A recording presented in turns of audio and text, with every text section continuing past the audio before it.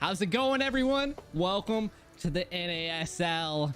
Your guy, the host, G the Kaio here. I'm going to be taking over the desk today. We also have two wonderful people here. We got Private Dancer and we got Ryan. How are you doing today, guys? I'm doing great. It's been a long time since we've seen Brian. We've missed you as through the yeah, once in a CT there. once in a blue moon, I'm here. Yeah. It's been a while, but man, I'm excited. We got some good matches. Absolutely. Anticipated Valiant Insomniac's going to be going up tonight against Vec Fantasy Mains and Ethereal, and we had some great matches last night as well, some great series. So I'm really excited. It looks like a lot of these teams have not lost a step since that little break with the NACT and coming back pretty strong, and I'm really excited to see how well we do tonight. Yeah, no. What's your take on it, Ryan? I know you haven't Yeah, I been think here it's for a gonna be. while. But... Yeah, I've been obviously catching up a little bit. I mean, luckily for me, you know, the season took a break because of the Challenger tournament, so I didn't miss a lot that's got to do with the league, obviously. But I think these two games we have today are going to be a little bit of like deciders because you know two bottom of the table teams are playing tonight, Ethereal and Vec Fantasy, so. I think for them it's really going to be like a proving point, especially against the Valley. You know, Vec Fantasy really going to put up their A game because I see it's going to be maybe a 2-0 if we're going to look at it realistically. Right. I mean, hey, these are some again some heavy hitters that did come. I mean, originated here and placed pretty high on the NACT today. So we're gonna see what they can do in the NASL. Man. I mean, the Valley, so many of these teams have changed, Private.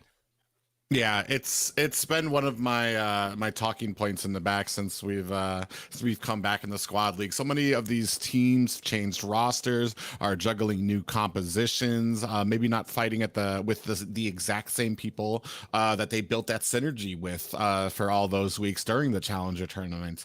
And some people really starting to shine through some of these matches that we've been having, especially when it comes to what was it, Ackerman we saw last night, a very dominating performance against the grand finalist team First Blood. Like, yeah, not just like victories, but very dominating counter picks, the execution that they went with. It was really enthralling to watch, and a lot of these teams have kind of been juggling around, especially Team Sexy as well. They've kind of become these almost. Very it's I don't even want to. It's interesting. I always consider them underdogs, and they prove me wrong because they handle, I want to say, these roster juggling around the best that I've ever seen. Still able to get a victory over New Wave yesterday, which to me is super surprising, just based on a lot of work and cohesion that and the skill level that Nicolette, that best player in them, have on that team, and then just bringing in newer players on that roster and still being able to form this really tight-knit and cohesive compositions and teams. They didn't go away with the entire series victory, but still taking a win off of New Wave is still something to talk about. But like I said, like all these teams, it's been new and exciting for me as a caster too, just to see how these teams have kind of transformed in even just the last week. Yeah. You know, and we're gonna the games, the teams are doing a ping check right now, chat, just in case you guys know. This is the NASL, which we are on season 3, week 5, day 10. So we're about halfway through the season, you know, so like there's still plenty of games to come. We have, of course, if you guys wouldn't mind taking a look, our prize pool for this season is $1,500. I think it's also 50,000 diamonds as well. So there's big payout, but we also do have a GoFundMe because we did raise 1,000 last season. We're hoping to possibly raise a little bit more money this season because all of this there's no sponsorship. It's all done by the communities, the NA communities coming together. So there, of course, there's a command in the chat. T-Rex I see T-Rex there. He could probably pull it up for you guys. We get you that link in the chat. It's also in the link in the description of the video. And like, I don't want to talk about it too much, private, but we might have some pretty big debuts today. Yeah, there have. I'm still not sure how. Well, I mean, I can see it now in the back. I don't want to spoil it for everybody, but we do know that there was some juggling around that happened during the Challenger tournament, with BTK being beaten in the top 16.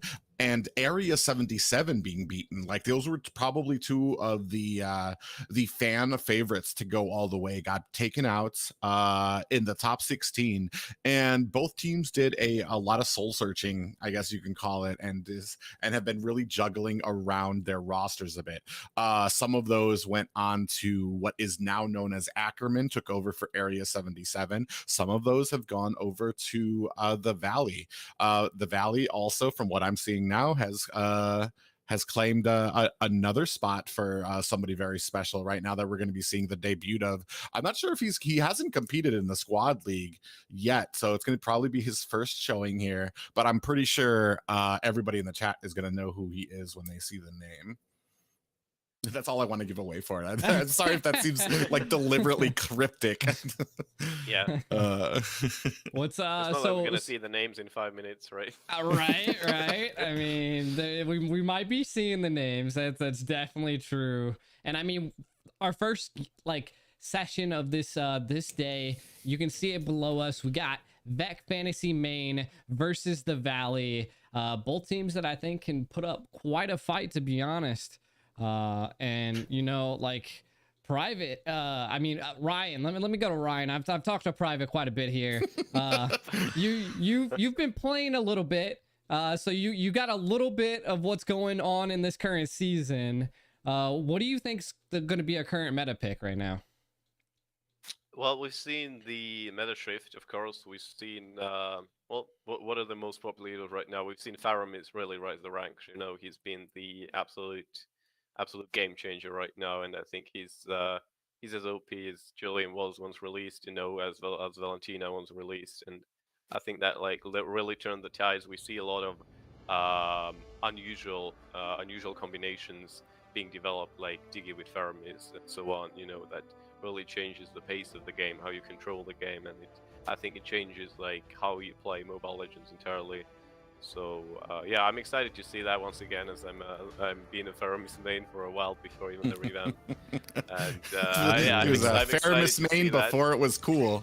Yeah, I like to see that more. I mean, we see these unusual supports coming into play as well. We see Atlas tank again, being popular. So we'll see. Obviously, I think the ban range has increased as well quite a bit. So it's obviously going to be one or two, very strong picks escaping, and it's just going to be like that mental game. What role can you cancel out?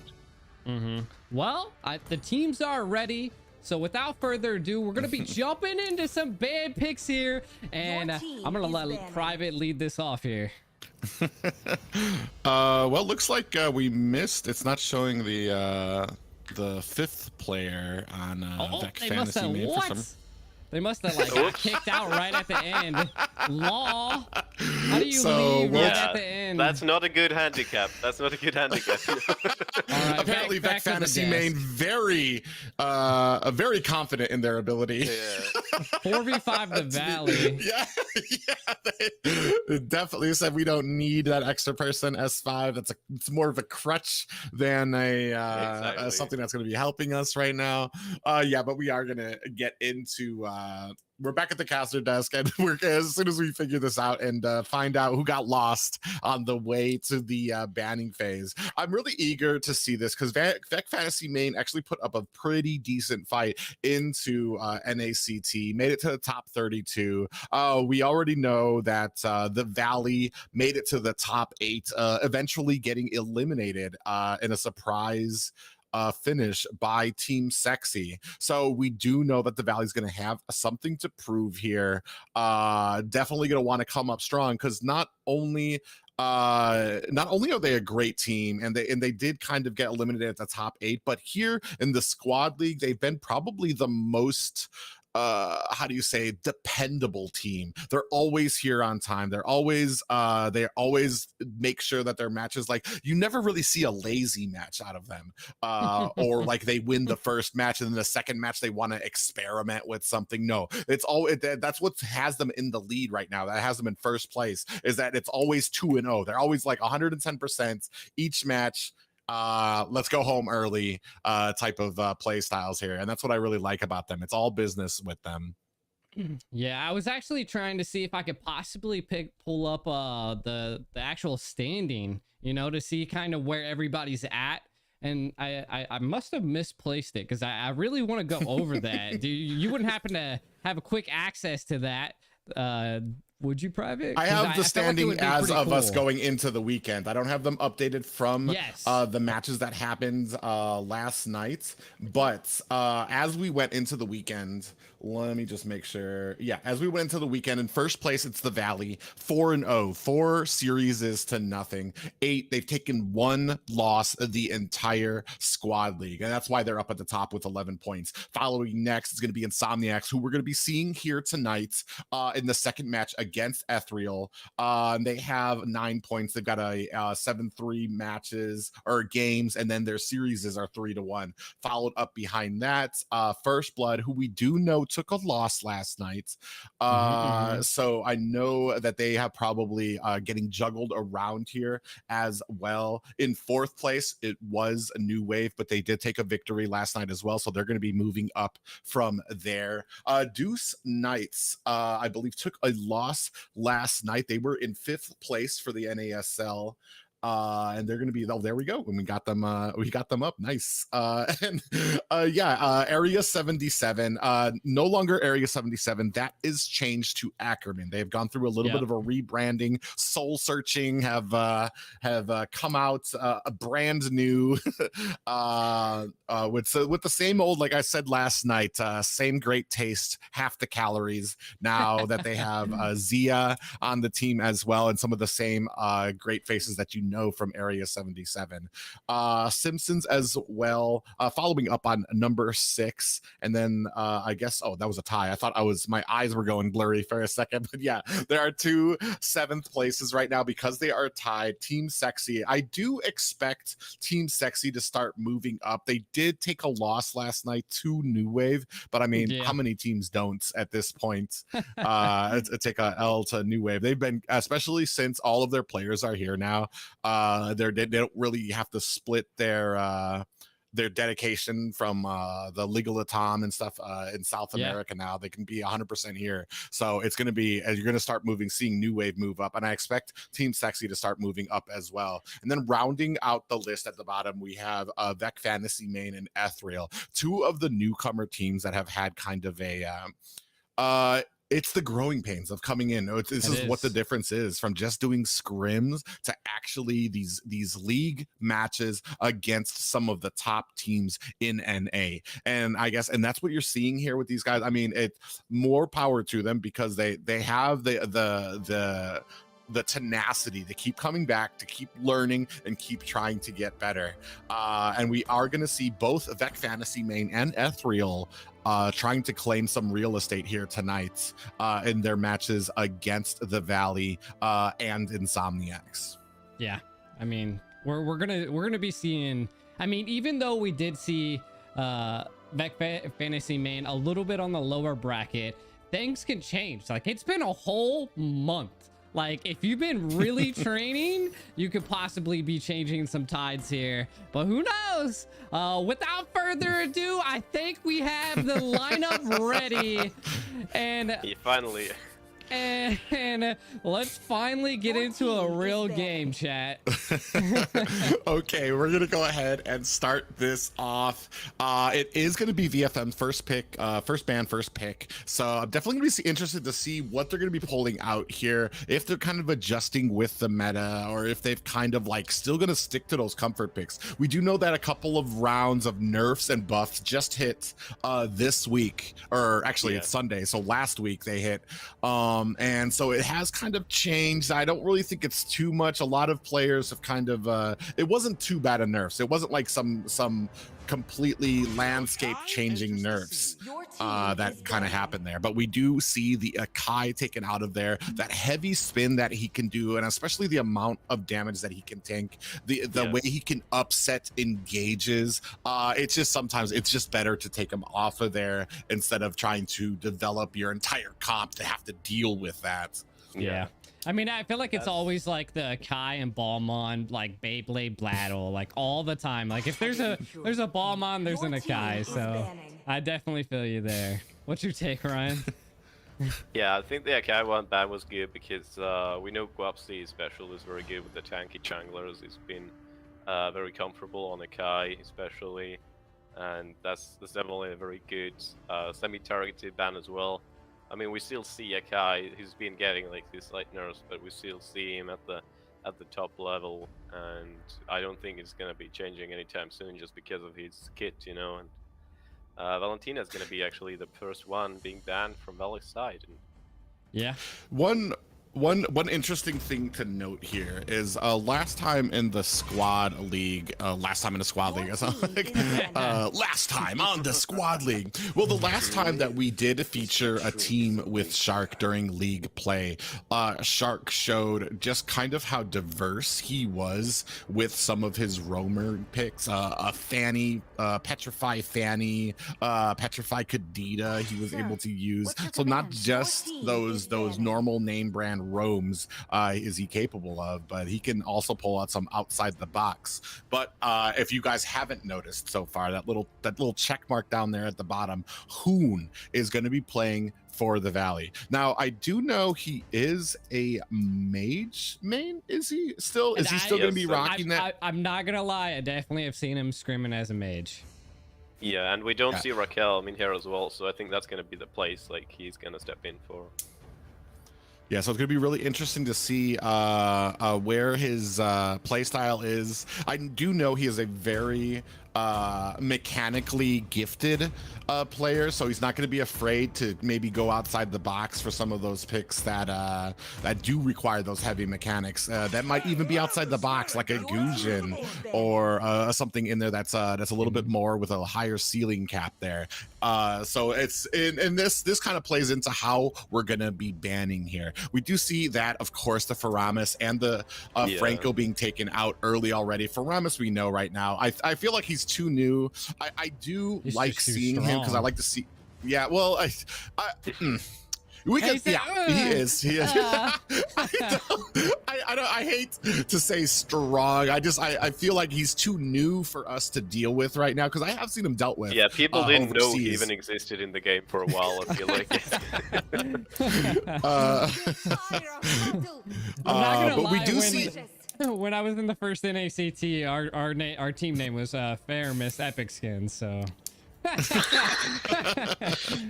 No. Yeah, we see a lot of this early game aggression taken out in the name of the Franco and the Masha. They're gonna take out all that harassment that you can do and the offense that you can put into the jungle. They're taking that out, and they went ahead and picked up that early game Belmont. We do know that especially with that lethal counter, he does like about 6k damage, able to really clench in on these objectives. So it's even if you miss your retribution, I mean, he's still got that lethal counter that's able to put a bunch of damage on there, and it helps secure some of those objectives, and then that early game that he presents.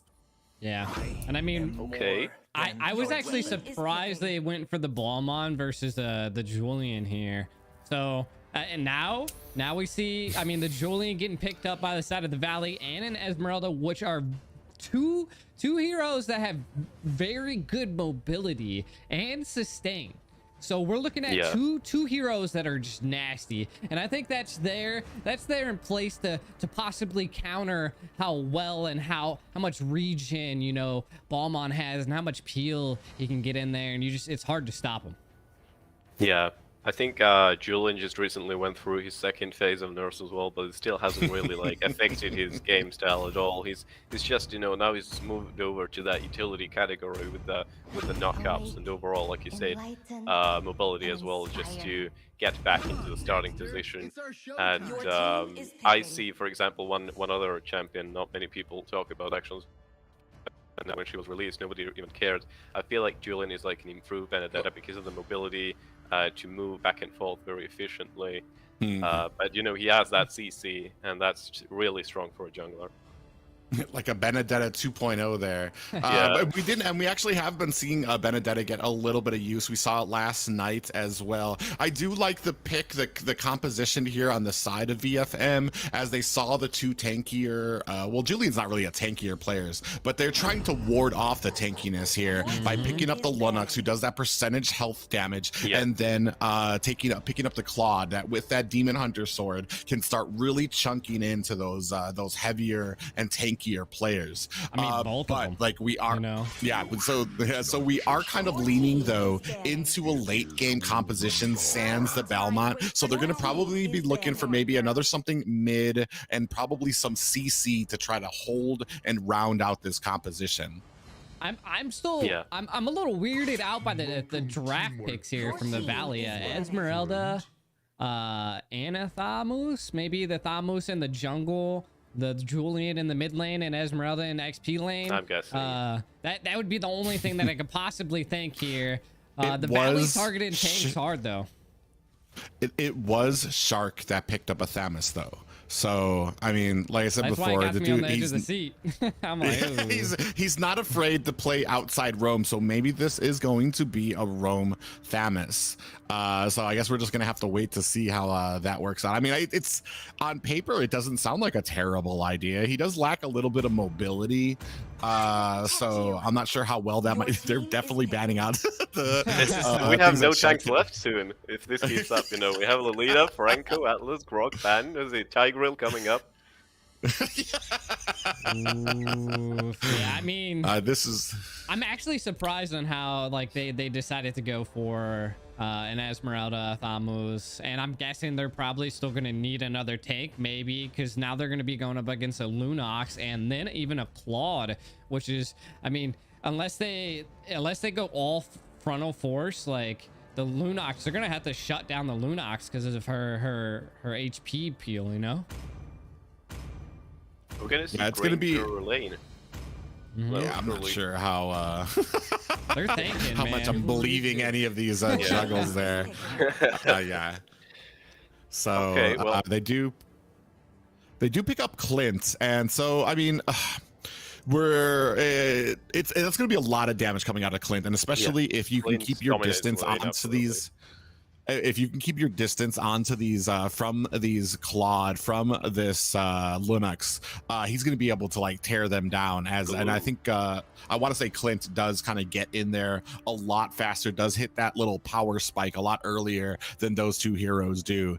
I'm interested in this little comp right here. I'm seeing we do have a Ruby, so we have some decent engage, some decent sets that we can potentially put together, but like I said before, we have a lot of late game heroes. The only real thing that we have in the early game right now for VFM is Belmont. So there's going to need to be a lot of support with him, because if they can shut him down, it's going to be a very rough and uphill climb for VFM in these opening minutes.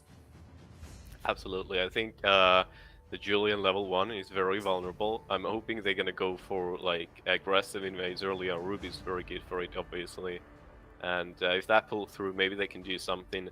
Very good job as well, picking up the glue. You know, Fermi is already banned by them as well, so no real danger to glue there as well. Selena is one of these heroes, just Rao, who's just pick and ban rate is skyrocketing now, and it's like that.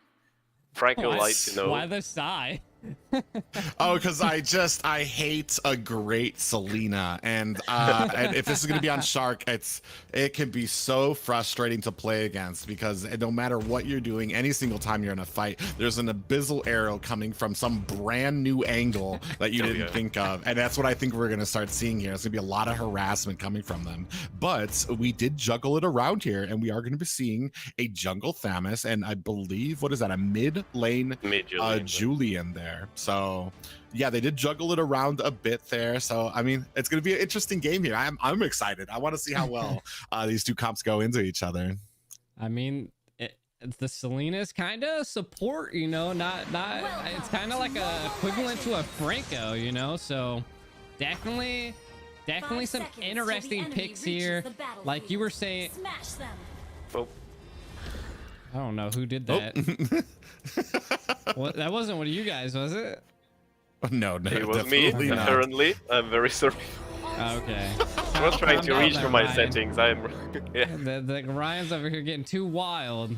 Yeah, the game was just... Back to what we were going to say here. I was going to say I agree with Private here. On the side of Vec Fantasy main, they're going to have to be going into the late game here. And I'm actually quite confused of them thinking about the late game because of the Ballmon. Because, I mean, that could be the pick to go with just securing objectives really, really hard here. Yeah, it's going to be really interesting here. We do see a little bit of a focus down now coming down here. And then there, you see he does get picked up, not losing, does get picked up by one of those mines there. And that's just part of what you get. A part of what you get with a great Selena play is you get the bombs, you get the vision, and then you have those abyssal arrows and sets from that to watch out for. I'd like to say Ruby is already being starved there. A minion wave was cut away, I think, by Esmeralda, and this is a good job there by Rimuru down Thamus as well. Look at how far up he is pushed already. Right now, you know, Jules Beauty not really in close combat could really stand a chance against them, so it's going to be a bit tough on that XP lane. We do see that not losing is going to have to expel that flicker right away here in the opening minutes. It's still 25 seconds left until this turtle, so we're still waiting. Is able to pick up that gold buff is Kabuki. So we are still in the game here. We're still waiting. I think we're really going to start seeing the punishment from these cut lanes as we start moving into these team fights, because you see Rimuru, nothing is stopping him right now and starving out Ruby. I mean, we're seeing some really good plays by Guapsi here. Just constant invading. The control of the map and the peel is insane by the Valley as well. Yeah, we are on the turtle right now. It is down to half health, and Kabuki is sitting here. Is he going to be able to get it? He is not. Oh. He does miss it out, and especially on him, on the Belmont, not losing. He's trying to get away, but he's not going to be able to run fast enough as Rimuru able to catch up. Kabuki trying to dash his way to safety and is not going to be able to kind of withstand this, as Common Basic actually does get taken out there. So they are able to match it up with a 1-for-1, but it does look like Sayori in a little bit of trouble, is able to get away to safety and get their buff. So not as bad as the fight could have turned. Yeah, it was looking like a safe fight to know Kabuki very early to initiate the turtle there, but excellent timing from Guapsi as well to recover it. And I mean, this is what, you know, separates great junglers from the good, and that just puts, you know, early tiny lead for the Valley right now. But we can see they are going, trying to go for that map control, of course, cutting lanes and pulling pressure as well. Rimuru very aggressive there. Oh, a lot of pressure piled onto Basic right now. If he escapes, it's a miracle right now, but no. Yeah, so we do see that Basic does take another death here. So maybe I do like the pressure that Vec Fantasy main is putting onto this gold lane. They are able to take Basic down, kind of stunting out that gold lead again, but still the Valley is still keeping up with the gold right now, and with the help of that turtle that they were able to get early game. Look at the pressure down here in this gold lane. Yeah, absolutely. So proactive. Kabuki trying to farm these kills early on, and he can get another one, get Selena down, and it's just so easy for him. But finally, Basic replies as well. Gets a double kill, actually. Gets Sayori out of game as well, which is very good. You know, some of their pressure on mid lane is eased off as well. So that buys them time now. Ooh, and it does look like R is going to go ahead. Did you see that? Like, There's a pair of ankles in that lane that Valley might want to claim. Is R able to go ahead and use that blazing duet and then teleport back to get himself into safety? We do see an abyssal arrow come in, and did they steal it? They did not. Kabuki's still able to pick it up. Oh, just narrowly misses the pickup onto that, but onto that turtle. So they have a second turtle for the Valley here. They are trying to press for some engages here, but wisely, VFM is trying to disengage here. They are not trying to compete. They lost the turtle, and that's all they're trying to lose right now. R putting on a little bit of damage to your basic, and yeah, a little bit of a duel, but I was about to say, I'm like, that's not somebody you really want to 1v1 with a Clint. Yeah. I don't care how great you think you are. He's just going to be able to blast you in the smithereen, so he wisely was able to pick up that lane and disengage again. Yeah, it seems like as well are just trying to stack up the Art of Theory as fast as possible, and then inviting that claim to these one-on-ones, and a lot of pressure onto Kabuki. Now they're trying to get him away, and Guapsi does steal the gold trap as well, and Kabuki's going to go down. There's still a massive team fight ensuing, and we might see some other victims there as well. Guapsi still somehow alive, sustaining, but doesn't happen. R gets the kill there. Yeah, they still are fighting here. Shark in a little bit of trouble as R locks onto him, is able to get that split has been activated on this Glow as not losing, still trying to ward off the rest of the team so that his team can have some wiggle room here in this lane. But Rimuru comes in here with that Falling Star Moon, is not able to finish the job as they are still chasing here. Might be safer, yeah, I was about to say, might be a little safer to disengage here. They got the job done, they cleared the lane, and they're gonna go ahead and reset on the map with 30 seconds left until the next turtle. I was actually surprised on how long they stayed in that bottom lane. Like, they were just absolutely duking it out, but Jules... Yeah, there is a stun that goes on to Jules Cood. He might be in a little bit of trouble here. Is trying to run for their lives, is able to get away, and that's what we're starting to see from this mid-game Ruby. I mean, and that's the part that makes her so dangerous, is the sustain that she has. I mean, that Fantasy main holding their own right now against the Valley. Yeah.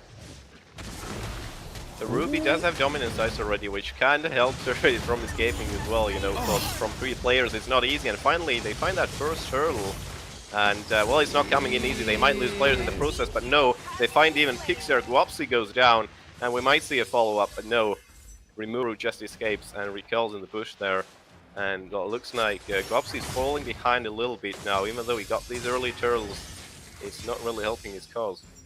Yeah, we saw that split as he was able to get the turtle. That split latched onto Guapsi and then tossed him over to the side of VFM, where they were able to finish off the job. We do see another split here onto Shark, who might be in a little bit of trouble. He's not going to be able to get away from the damage of a Lunox, and they are able to make quick work of him. And this is quickly starting to turn over into Vec Fantasy main's favor. But like I said, the Valley, one of those teams that, like, look at their farm right now. It's still matched up. Yeah, I mean, they're putting lots of pressure, you know, like I was actually going to call this out in the very beginning. The glue pick is insane, the knock-up, but it's doing good. It's doing good. I don't know. Maybe I think Glue can make it out of this with no problem. Yeah. The teams are so sustainable right now. Being 7 minutes in, like, we're already seeing quite a bit of you know, defensive items being built on Ruby, on Glue, on Balmon. So I mean, half their team is just equal to thickness. Private. But if you look at this Claude, he already does have that that golden staff and the demon hunter sword, so he's going to be hurting. These are the core items for a Claude. We do see an abyssal arrow does come out as the brilliance is now starting to chase down onto the Valley. Basic might not be able to make it out of it. He is not. Another abyssal arrow comes out, but the team is ready for it, and they are not able to find a moment to kind of like latch onto this team, as this has been a very good forward effort by VFM. Absolutely, yeah. I mean, I've seen, we haven't really seen Hoon come into play as well. He gets these knockouts, but there's really no follow-up. He does have the Genius Wand already, so he kind of has that power spike. There is really nothing to like latch onto, really. Like you said, there's so much durability already. And it looks like the early Lord is gonna be taken very quickly by Vec Fantasy. There it is. Yeah, able to take that Lord, but they do lose a tower and potentially 2 towers down at the bottom right now, since the entire team is there. Remuru doing the best he can with that slapping of the tower on the Esmeralda. Unfortunately, that's when I can get minions on an Esmeralda to a tower, I leave, because the damage I do is so abysmal on Esmeralda. And Split has been activated here by not losing. He is trying to chase a little bit, but his team isn't ready, so he's just going to kind of back off. I think that was more of a warding off that he was trying to do to the enemy team there. We do have a Lord pressing his way down at bottom while minions are meeting at top, wondering which lane these guys are going to be going for. Another Abyssal Arrow going out, but pretty wide as well. Remuru is out here matching it with Jules Cutie as they're duking it out in front of this Lord. A lot of pressure trying to be put up onto top here. Clint actually might be in a little bit of trouble. We do see him trying to back off as we have Sayori in wait here, and there goes another tower. So a decent value out of this first Lord here, as we are still duking it out with these two titans down here just slapping each other, not able to really get an edge up with the damage with all the regen that both of these heroes have. Yeah, what I want to talk about here, ooh, what a nice Abyssal Arrow, but it's not there to capitalize on maybe a team fight. Another one! Yeah, you recover for a second, and it just comes in your face. There it is, another one. Oh, look. Yeah, I'm pretty sure they got it here. But what I wanted to really talk about here is that, like you were saying, Claude is going to be coming online. A lot of the basic items have been already secured, and Claude has not taken a death. Like, that's the side of the valley needs to work together. Have Shark and just Guapsi and even basic, you know, just find a good spot to be able to jump Claude. But Claude is so hard to lock down, Private. Yeah, and we talk about the kind of gold leads that you can get. Right now, they are up 4K is a VFM, but that doesn't really kind of put into question the entire of like 3K that R is up on the entire team. So like he's so far ahead of any of the members of the Valley right now that it's going to be so hard to stop him. He just needs to make sure, or his team needs to make sure, that they are covering and they are engaging properly to make these openings for him. What's your take on this, Private, Private, Ryan? Yeah, we see just Vec Fantasy passively pushing these lanes, you know, like you already said. R was doing a very good job just closing it in. We've seen the lanes pretty much switch up now. Jules Cutie doing a good job as well, now reversing what happened in the early game, just cutting away these minion waves. Of course, Remura replying with the same thing, honestly. Hoon is passively getting these items. I feel like there's still an opportunity for Valley to fight back, and this could be one of them. Bakalu is just becoming so tanky, it's impossible to get rid of him while he's on top of you. And, well, they do get rid of Basic in the process. Yeah, split was all it was taken, but we do see a stun that does latch onto Lunox. Lunox actually might be in trouble. Get taken out pretty quickly, but Kabuki, I'm not sure he really wants to be fighting this. It is the fight has not evened out yet. We do have the teams kind of clashing in here together. We do see another a split has been activated. Kabuki is able to pick up the Lord, and we are still fighting here. Remuru trying to get as much shielding as they can, but it's not going to be enough. Guapsi gets pulled in with time offended, and damage coming onto him right now. I don't think he's gonna be able to make it out of here. Oh, but he does. He turns on the Nas, is able to go ahead and get back to the safety of the base. But man, this is already looking really good for VFM. Another Abyssal Arrow does come in, latches on, and Hoon might be in trouble here. Does get taken out there as that blazing duet does get activated. Oh no! Abyssal Arrow does land. That might be it. Jules Cutie goes down, gets caught slipping inside of that bush. Yeah, that was a bit surprising there, but still pretty good. You know, they have the Lord crashing in top lane. Right now, the Valley has to divide their attention between all of these lanes. Like you said as well, R is doing a good job right in the center of everything right now. Oh, what happened there? Yeah, Sayori has been getting so caught with these Abyssal Arrows, with these Sayori was stuns, just rooted to the spot there, like. Yeah, I mean before it even hit, I might add, because there was no attempt of dodging. It must have heavy boots on her right now. She's trying to claw her way out, but the second time we've seen her, actually I think the third time we've seen her get hit with a Abyssal arrow and then capitalized on by the team of the Valley. And this is not the team that you're going to want to get you're going to want to get complacent with. And now we are seeing Shark kind of now hit some really, really key Abyssal arrows, and the team always jumping on them. And that could be what they really wanted to do from the side of the Valley was, you know, kind of at this end game, even though they're in a little bit of a disadvantage, the gold lead's not absolutely crazy that you can't recover from it. The biggest thing is that they're going to have to stop the Balmon, to just stop the objective seal, and then also take out R. Yeah, and it's easier said than done. We are down to inhibitors on their side, but I do want to say Not Losing doing a great job of being able to get in there, getting into Clint's face, making sure to negate all of that damage that he can be doing there. Oh, he is going to try to latch on, but Hoon is able to go ahead and dash his way to safety here. We are starting to set up 36 seconds left for this next Lord. Yeah. Ari is also just miles above everyone. I mean, for a minute ago, he was pretty much 2 or 3 levels above everyone else as well on Valley's side. And his gold lead is so massive. You know, he has already Wind of Nature as well. So, you know, he can already feel the security items. It's not very likely he's going to be taken out anytime soon, unless there's a massive team fight happening and he actually gets targeted.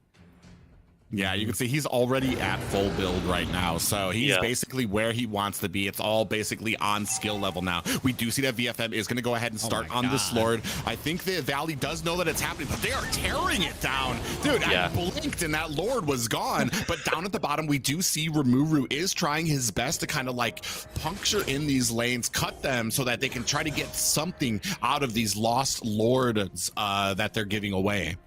Yeah, they're just having a really, really hard time contesting anything objective base because of the Balmon.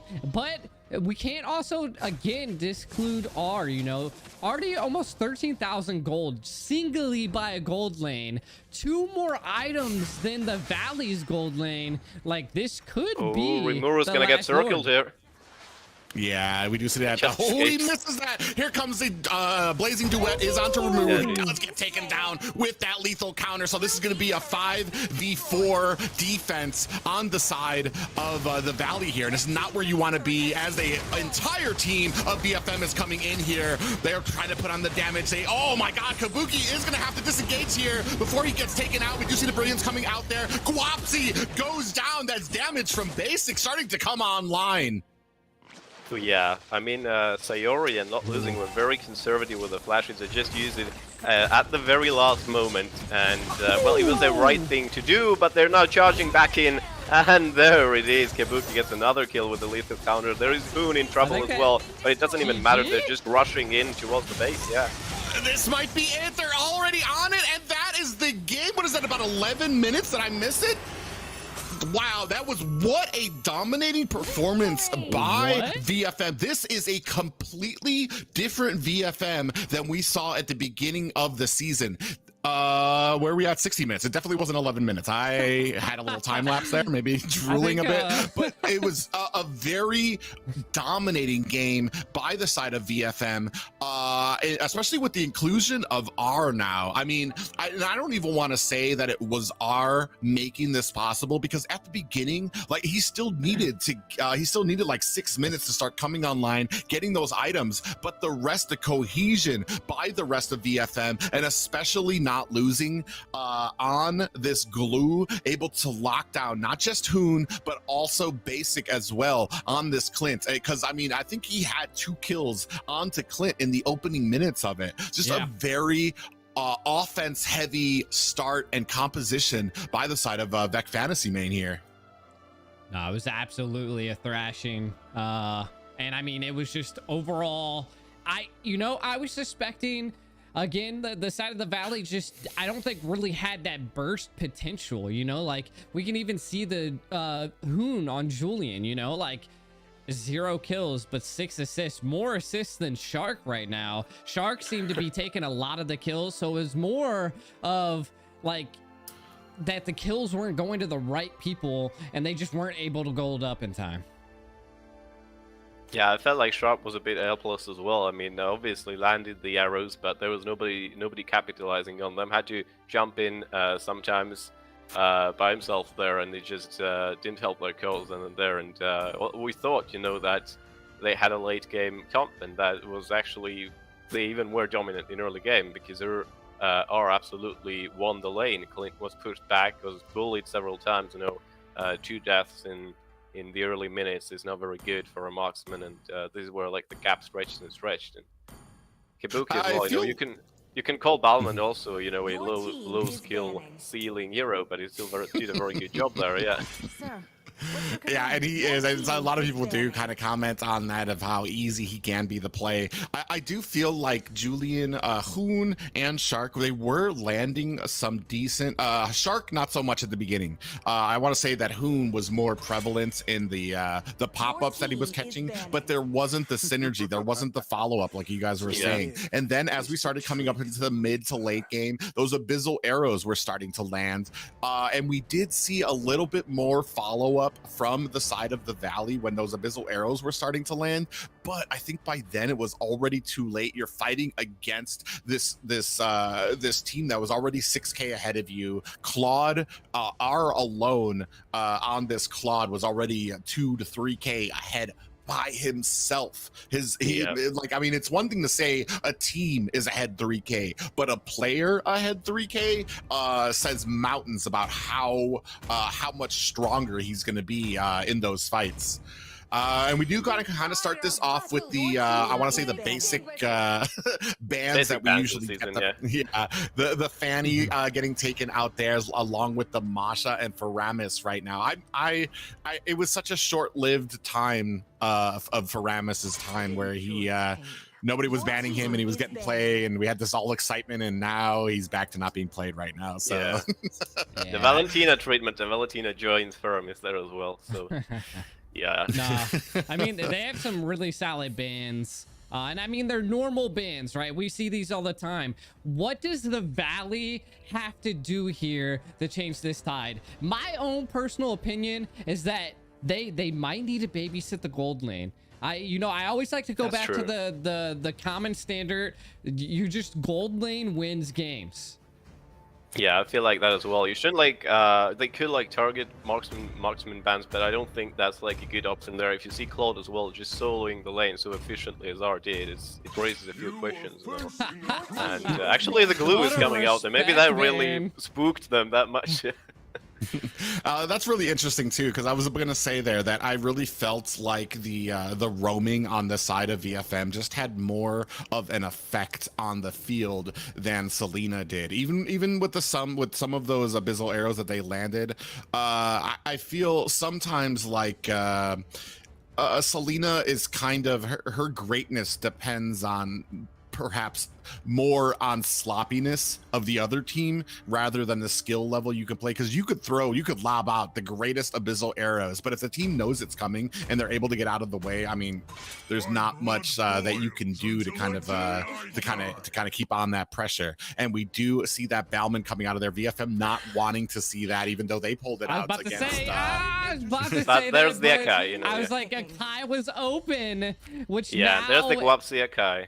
Yeah, and that's a Guapsi on an Akai, which we know is very a comfortable pick for Guapsi. But let's see what VFM can respond with. Do they pick the Esmeralda? Do they go with something? Do they go with a Diggy? Do they just pull that out of the pocket? Well, if they do go with a Diggy, they are going to need some type of a front line. I mean, we saw it yesterday too, and one of my biggest critiques sometimes when you're picking a roam, if you're going to pick a support, if you're going to pick something squishy, if you're going to pick something that cannot get into your front line and help with the CC in there, you're going to need a front line coming from somewhere else, because Diggy by himself will just get chewed up and eaten. So we do see the typical, I want to say, typical anti-tank picks here in the Claude and the Lunox. So it's going to be really interesting to see how well they can deal with this, because I mean, they're still kind of gearing towards a very tanky composition, are the Valley. And I mean, we can see the Valley picking up the Grok already. Shark on the Grok. That's a great combo with an Akai. Yet not Okay, just the yeah, especially I do feel like this is particularly aimed at R because Grok's Yeah. passive now with every single bit of what's it called, a physical attack that he gets physical defense as well, so that's going to probably be geared more towards R. But Shark and his maneuverability on the Grok, we've seen it before, especially with these flicker wild charges, able to hit you from angles that you weren't expecting and close distances on you. So that's going to be really interesting, especially because that wild charge pops you up, which is going to stop the blazing duet of R. So we're going to see how well he can play into it, or if they're going to be expecting it. Yeah. Ooh, banning getting rid of the Dairoth, solid. You know, it's quite typical. Anytime you guys see an Esmeralda being played, I'm actually surprised the Dairoth maybe wasn't picked up, since they already secured a, like, Bia could have went, you know, it's kind of like an iffy situation because Bia would have got banned out at that point. So it's kind of like a double-edged sword. Like, do you want to go with this now or go with it later? Because it just, I don't feel like they need to counter the XP lane. I felt like their weakness on the Valley was the gold lane. The strength on VFM was the gold lane and the run. Yeah. The Franco ban coming in as well. They're obviously trying to get rid of more tank opportunities there for Fantasy. But we see Thanos getting banned, of course. You know, there's still a fighter to be picked in XP lane, and well, what could be an option here?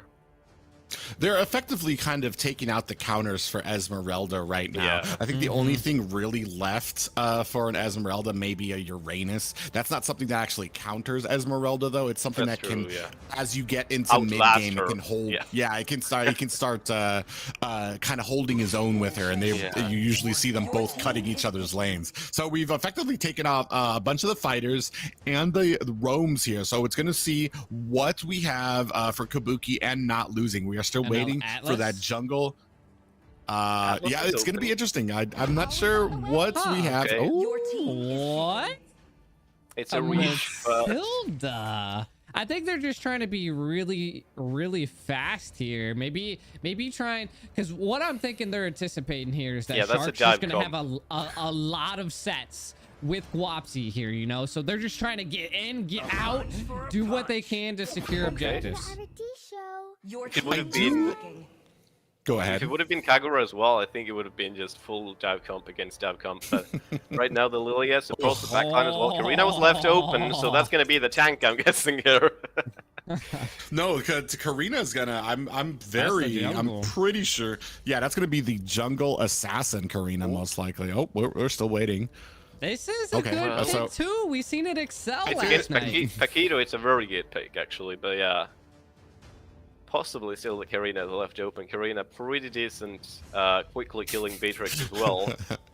they're just teasing at this point. Yeah. When the body suffers. No, it's being locked in. Yeah, we've seen Benedetta do very well yesterday. I'm still not convinced because she does not have. I think in the NA, in the last few months in pro play in NA, I think she's had 2 games played, 0% win rate before yesterday. So I mean, she's one of those very niche picks that we're going to see how. Extremely difficult for me, at least. I think she's up there with Fanny. Yeah, to line up. I mean, you can't. For me, the thing is, you can. Sure, you won't be able to hit her, and you'll be able to negate a lot of damage. But I think the problem for me comes with still being able to deal that damage back out to them. So we're gonna see how well this goes in here. We do see that it is that jungle emblem as well. So maybe a tank Benedetta here. I guess she's usually built with lifesteal, so she could be like a semi-tank definitely, and just risk going for the lifesteal. Yeah. So we are in the second match of this series. We know that the Valley does not want to take an 0-2 loss in their debut with Hoon and Shark here. We do have a pause has been called, and we're going to make sure that both these teams are ready and on an even turf before we continue. But let's talk a little bit about these comps here. We do see a little bit more of a tanky engagement comp on there, and I do like on the side of the Valley Valley, the tankiness and that surprise damage that you can get with that Rimuru on that Paquito as well. Which comp are you favoring here, Ryan? I think early game it has to be the Valley, right? I mean, if we're looking at lane specifically, Lilia, of course. If we're looking at Beatrix, I think R is gonna struggle a bit more now. I feel like they're gonna rotate over there a little bit more as well, just to make him struggle as well. And yeah, the play has resumed now. Already a bit of harassment coming in from Stark, but looks like jungle is being respected on both sides right now. Yeah. Yeah, and go ahead.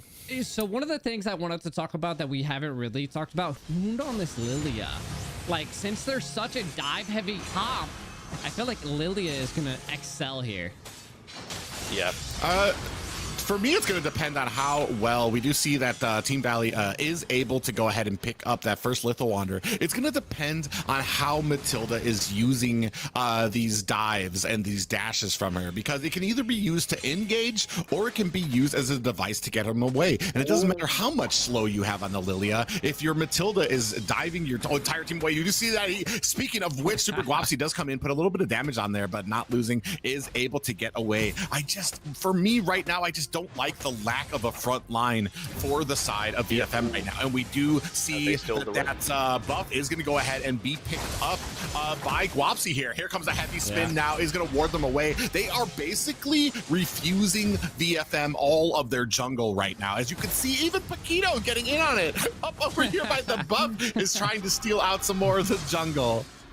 Yeah, I think it's very much down to hard work there from Shark as well. He did a very good job just absorbing a few knocks there. You know, the Rock just refuses to move from the way. No one can do anything. He tried to lock down Matilda early on as well. That could have been something. Now, already Turtle is up. Akai solo is a bit difficult against the Turtle. So I'm guessing there should be someone coming over soon. He tries to get it by himself. Matilda there. He gets it. He gets it. There's no challenge even.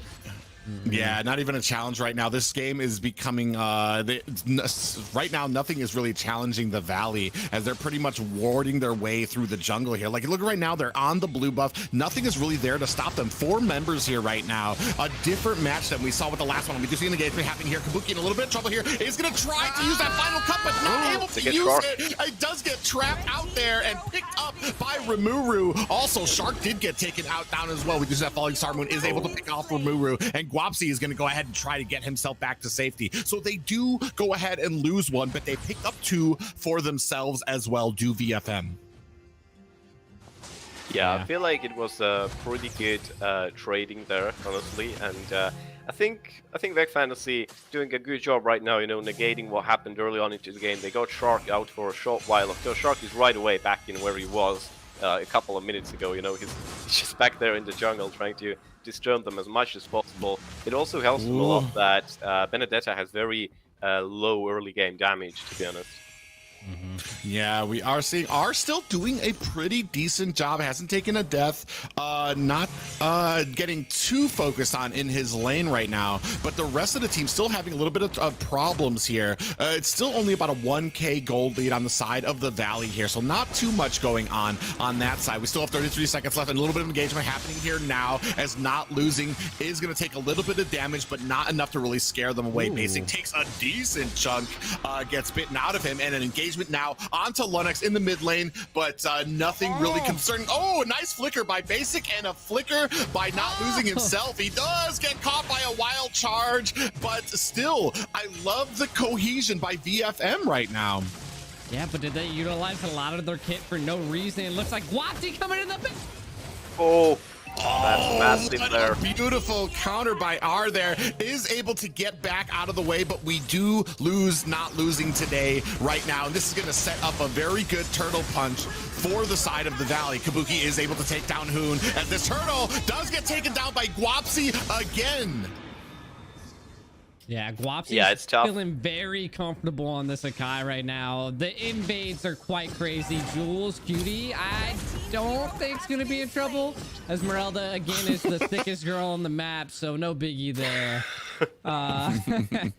No, what I'm seeing though is that they're definitely focusing. They're trying to focus on R again. You know, like he's already taken a first death. You know, they need to control the gold lane. But from the side of VFM, we need to see more like objective control. You know, we've seen that they're being very aggressive, so we're gonna not losing today is definitely gonna have to do what they did in the last match, constantly keep roaming and give pressure and give vision. Yeah, and like I said, you know, they're definitely trying to focus around R as well in top lane there, and Valley trying to take control of it. R already, you know, behind in level compared with basic, and that's going to be a major game breaker right now here. Already trying to initiate once again. Shark throws out a wall and it locks out Mathilda, as we can see there, and that's going to be a pick. Possibly Kabuki escapes just narrowly, inches away, and just gets to the safety of the turret and gets to her blue buff there.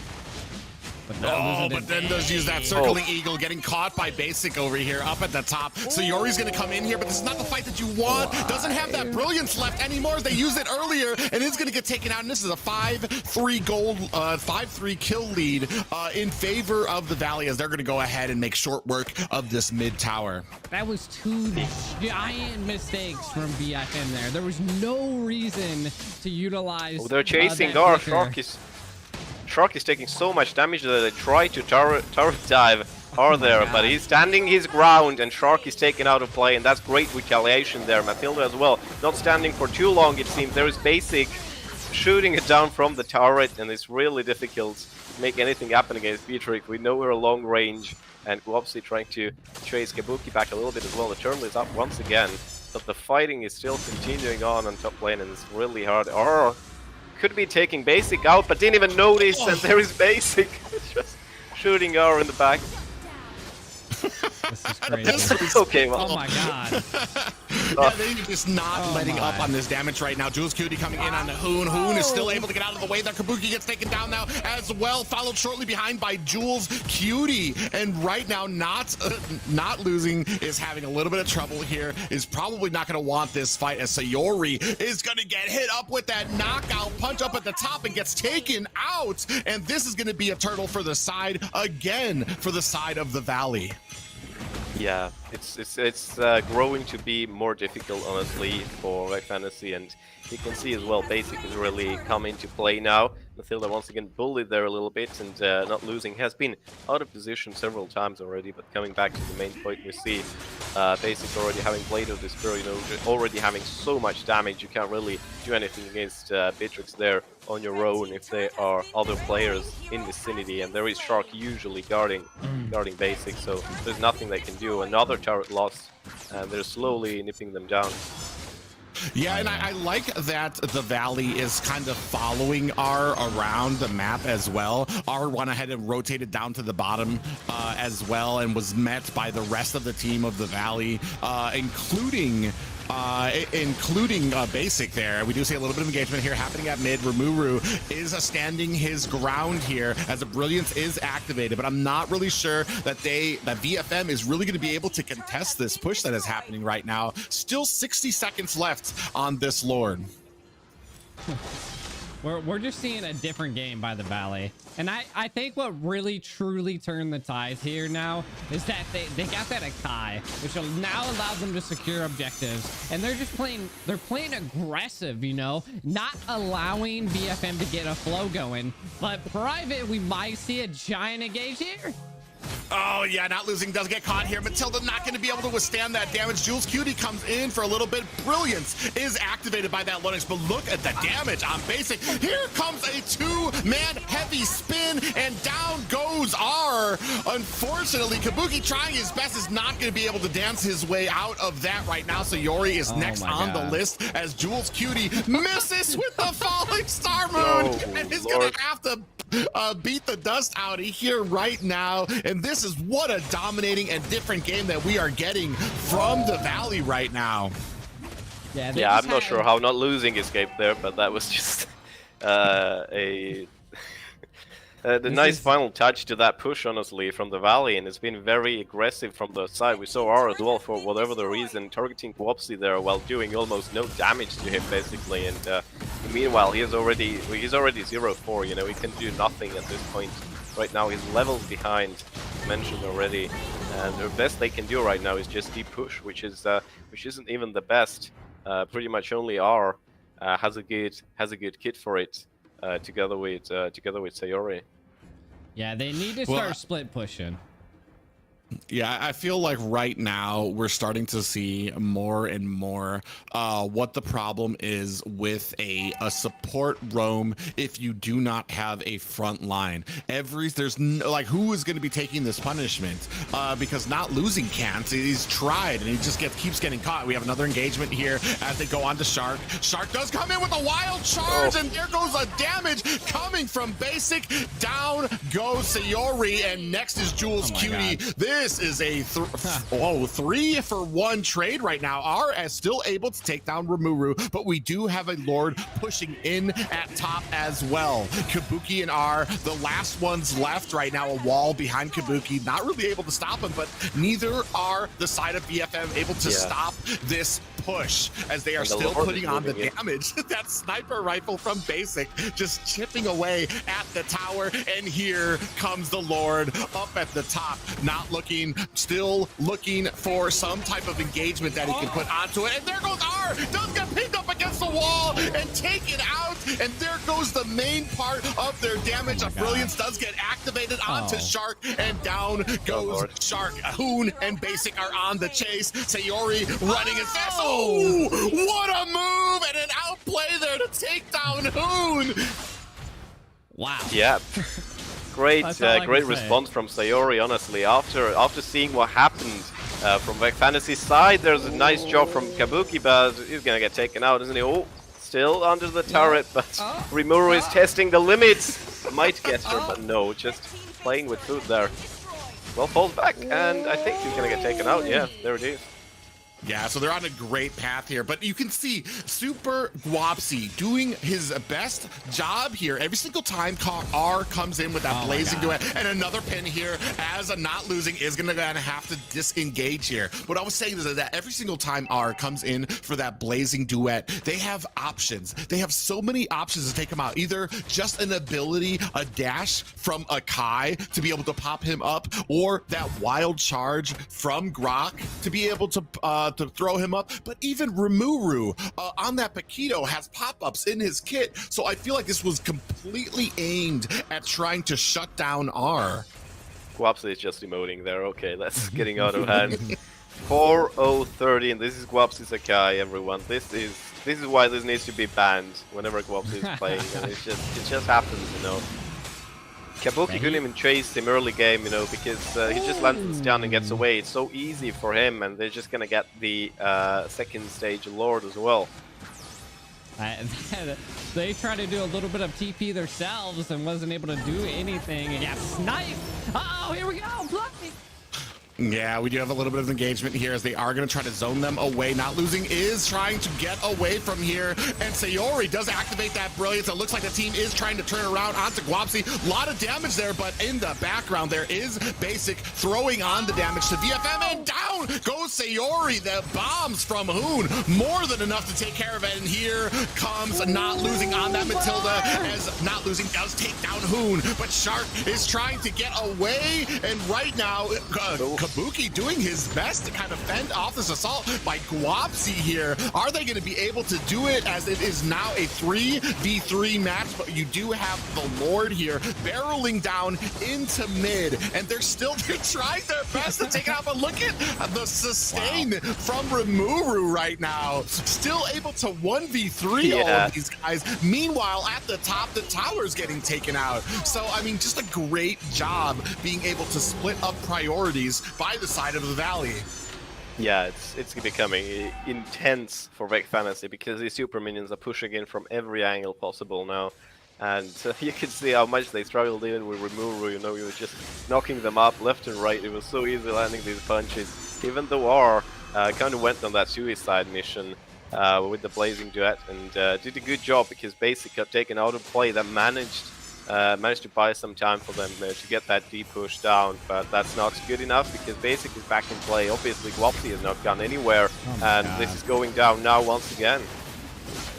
Yeah, we do see Kabuki trying to get out of there. That heavy spin is able to bounce him on, but in the background here comes Rimuru popping up. Our Blazing Duet has been activated as he is going to be able to get away, but here comes Basic over there. We do see a circling eagle onto them, but not losing, gets taken out right now, and they need to disengage, but down goes Sayori, down goes R. Jules Cutie might need to try to lead them away because this is going to be a base for the Valley if they do get Jules Cutie. I mean, they're not waiting for him. They're basically just trying to stall for time so that they can get this base in here. And a very dominating performance of the same time limit that they had for this match, and a wall that traps Sakai into the background. And I think the moral of the story here is that Akai, you cannot let him get onto that. Akai, what a dominating and a great win. We're gonna go to a game 3 here in the Valley taking on Vec Fantasy Main. I just want to say that the NASL is not a best of 2 game, that's for sure. Everyone like almost game has went best of 3 this weekend, and all teams are showing really great potential. But again, the Kai ban came out in the very first round. It didn't make it into the second round, and you see what happens. Yeah, absolutely. I want to say though that go ahead. No, Ryan. go ahead. Come on, you already started. I was gonna say that you cannot put all your eggs just onto R. There needs to be some type of support, some type of helping there. I'm not sold on this Matilda pick right here, especially of all the supports that were available, especially Diggy. I think probably not. Even Diggy is not. I don't really like Diggy here, but I like it more than Matilda because we would give room to R at least, because you can use it as a disengage tool as well, or on the chance that you guys are able to be more offensive, you could have used it as an offensive tool to kind of open it up for R not to get picked up when he was trying his Blazing Duet. Yeah. Unfortunately, like I said, I'm not a big fan of the roam supports when it comes to these when it comes to some of these matches, because you need something tanky to be able to get that front line, and there was nothing stopping the Valley from just closing in at every different angle, whether it's the front or Rimuru coming in from the rear. There was nothing to tank that damage, and unfortunately it kind of spelled a very dominating game by the Valley. Definitely. Absolutely, we should be moving into the third game very soon. And yeah, I think a lot of our supports were overlooked. I feel like Lolita could have done a good job there as well, honestly. And roaming overall, getting these stuns, getting to block Beatrix, who, did massacre every team fight. They ate up all the Nibiru bullets pretty much. And that's just how it goes. No, I mean, it does occasionally happen, Yeah, the Beatrix, the stars of those games, definitely the Beatrix and Guapsi. So Basic and Guapsi did a phenomenal job, and it usually kind of seems that how these compositions can get rounded out. It's usually either the roam and the Akai just seconds in and is banned. They didn't even consider it. They were like immediately gonna go ahead and shut down that Akai, which, I mean, it's smart. It's big money there, just because it was such a dominating showing by Guapsi there. So we're gonna see how well they can round out here. Still kind of leaning on that Fanny ban, which is kind of surprising. I don't really remember. Well, I'm not sure who Kabuki is. Well, no, because they banned it. Oh yeah, they banned it. So that's why I'm wondering. I see your vision here. But now we're gonna go ahead and round this out with a Franco ban, that early aggression from him, maybe something that was missing a little bit from Vec Fantasy Main's composition last game. And I mean, what I want to kind of go over what happened last game. Why they're doing their normal. You can already see that they're just going back to round one. They needed to pick up back where they excelled on. This is where they need to go on. Not getting the Balmon could be huge, but the biggest thing that I seen was that Matilda pick was just not helpful. You were saying don't put all your eggs in the basket for R, you know, but what I mean, R did really well. Why not? Yeah, just given do the it resources, again? I mean, he fell behind, and given the resources, he did a good job, to be honest, getting these late kills even. But you know, there's not a lot you can do as Claw when you're levels behind. You're up against very tanky opponents. There's Grok standing, you know, a Kai standing. You can't do a lot. Yeah. Well, You think they're gonna do it again? I feel like though? it depends. I feel like that early Claude pick really kind of synced in the deal for them, in that it allowed them to pick up a bunch of counters. There were 3 heroes there with pop-ups for Claude. So I mean, it's as soon as he got put down, as soon as he was able to use a blazing duet, he was getting countered with something. So I'm expecting maybe we might be a little bit more hesitant. Okay. We did open up the Valentina, probably one of the best win rates of any mage in NA right now. And you see that Basic's gonna go ahead and pick up the Claude in answer to that. He's Still gonna the blue show band, though. Yeah. He's gonna show them how to play correctly. Yeah, it's going to be interesting here with that Masha, which is going to give them that early game aggression. But not just that, but it is going to mean that we're going to have to be very careful about the marksman we choose, because if Shark can latch onto that marksman, I mean, there's not going to be any auto attacks, and Masha can clean up a marksman very quick. So it's something that we're going to have to maybe have a little bit of we're going to have to think about a disengage for our back line if Shark's able to find those angles to kind of flank from the rear. I definitely, and I mean, what we're seeing from the side of VFM is they have a lot of front assault. If I was on the side of the Valley, I'd be picking Eve right now, you know, but then you got to trade off and think, what about the Valentina? Then there's going to be 2 Eves on the battlefield. So what's a good mage that we could possibly play here for the side of the Valley?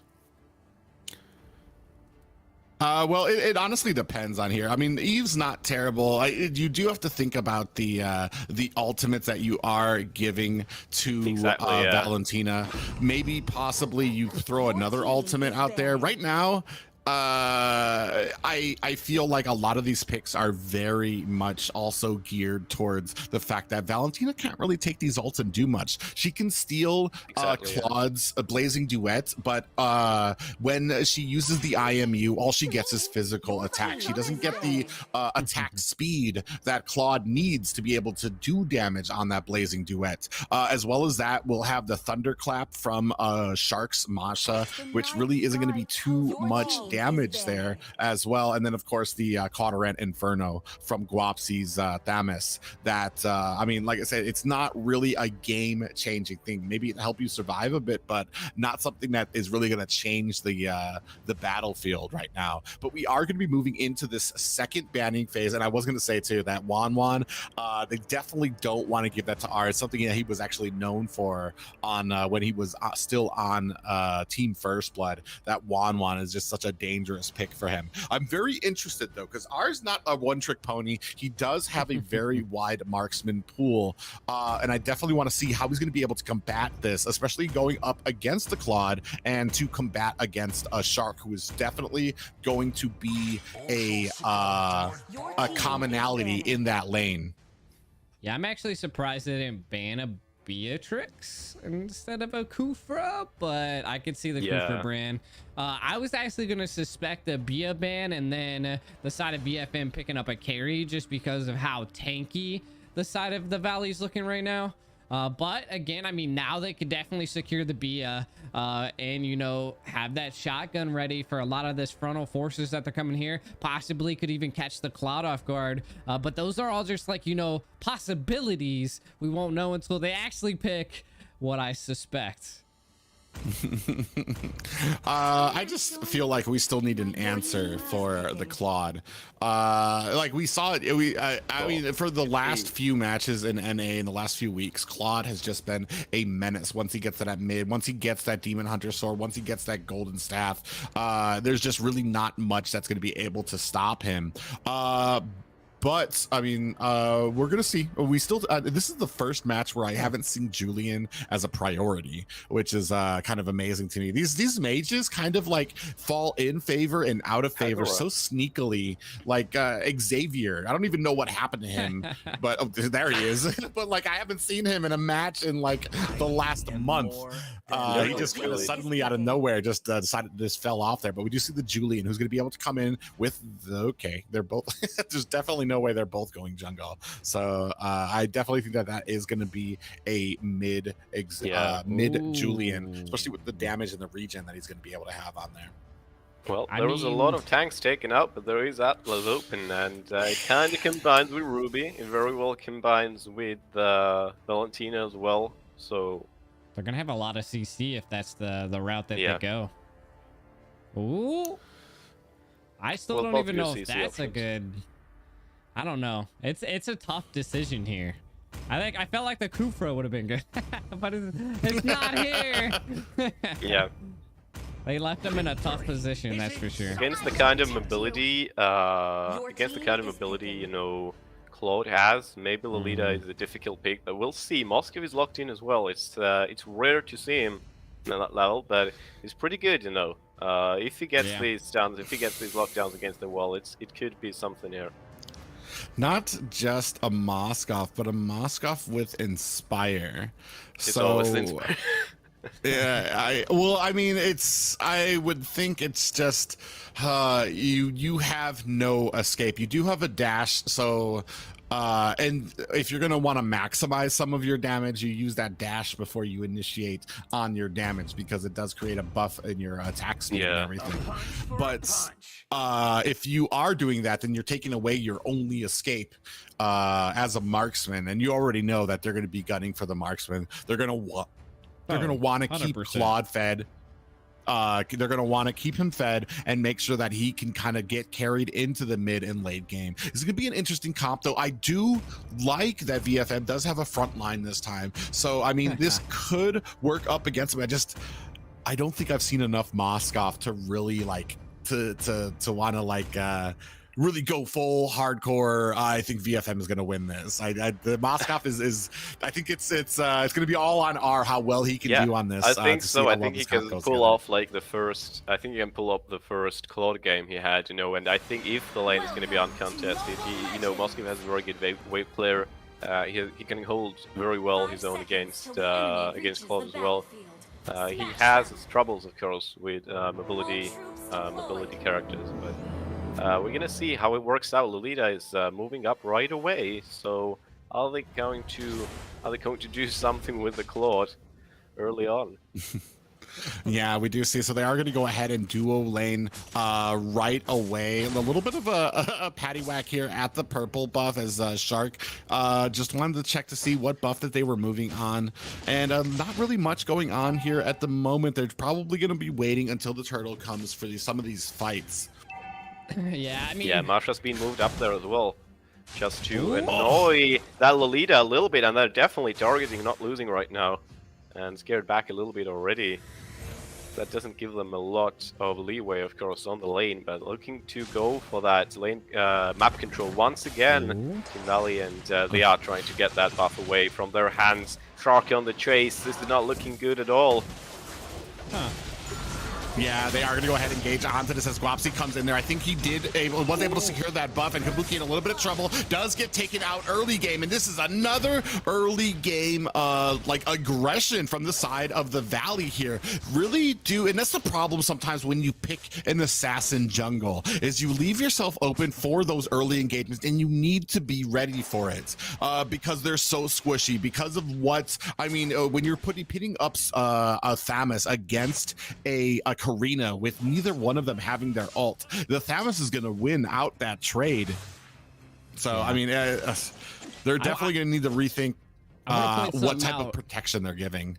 I want to point something out that I've seen in this game and the past game. In the very early game, I don't think anything's going to go down here, but we're still here. We have seen Guapsi and Shark. Shark's been giving visions on the buff, the second buff, you know, and once they locate where the Karina was, they all dived in on her buff, and they did that twice. That's the second time they've done that. They did it last game, and they now did it this game. So the communication between the invades are insane. Absolutely, yeah. R was very close to being in trouble there, but basically decided to recall after seeing that a congregation of the players over there on that side of the map, and we see more focus drawn towards mid as well. Of course, they're just probing these lanes a little bit to see which one can be taken the fastest. Shark now trying to get that crab there. Ari's recalling, so that opens up an opportunity to actually get that lane locked down as well. Oh, there's just so much aggression coming from the Valley right now. Whether it's every single player, it looks like, is just all over VFM's jungle right now. Stealing what they can, trying to refuse that jungle. Kabuki just has his 4 right now. Rimuru, not even the jungler, is already at level 6 right now, while Kabuki is only at 4. So, I mean, then this is telling you something about how much they're starving him out right now. Up at the top, a little bit of an engagement as R is forced to kind of sit behind this second tower and not losing. Gets a little bit of a wake-up call while checking that bush. Yeah, they're not letting R farm at all. Shark is always in the vicinity trying to bully anyone coming close. Guapsi is rotating over there as well. It's about to go down any second now, but Guapsi just continues on farming actually. Shark not caring about the tower at all, just engages. They are trying to get R as fast as possible, and yes they do. He's taken out in seconds. There's no question about that. Oh, but Vec Fantasy replying nicely, getting Poon out of play, but still they can't do anything. Kabuki is just still too squishy, and looks like going for that assassin build as well, actually. Yeah, we do see Siori tries to lock on the basic, but does expel both of those. Has to use the Blazing Duet, is able to take down Masha, but we do see that not losing does pay for that with his life, and this turtle is going to be started by the Valley here. It is now a 3K gold lead only in the opening 5 minutes of this match. Yeah, second turtle already going into the pocket of the Valley, and you can see how easily Guapsi is just taking control of the map. They don't even really care about the Karina anymore because she just isn't much of a threat right now, is she? Well, what I want to point out is that the Karina is also going magic Karina. Yeah, it's just not even yeah, Karina. Yeah, that's really troublesome. You know, she's gonna be so squishy. Ari's in trouble once again. They are following him, and Shark doesn't care about the turrets. He continues on. He has the health for it and gets the kill. It was all that easy.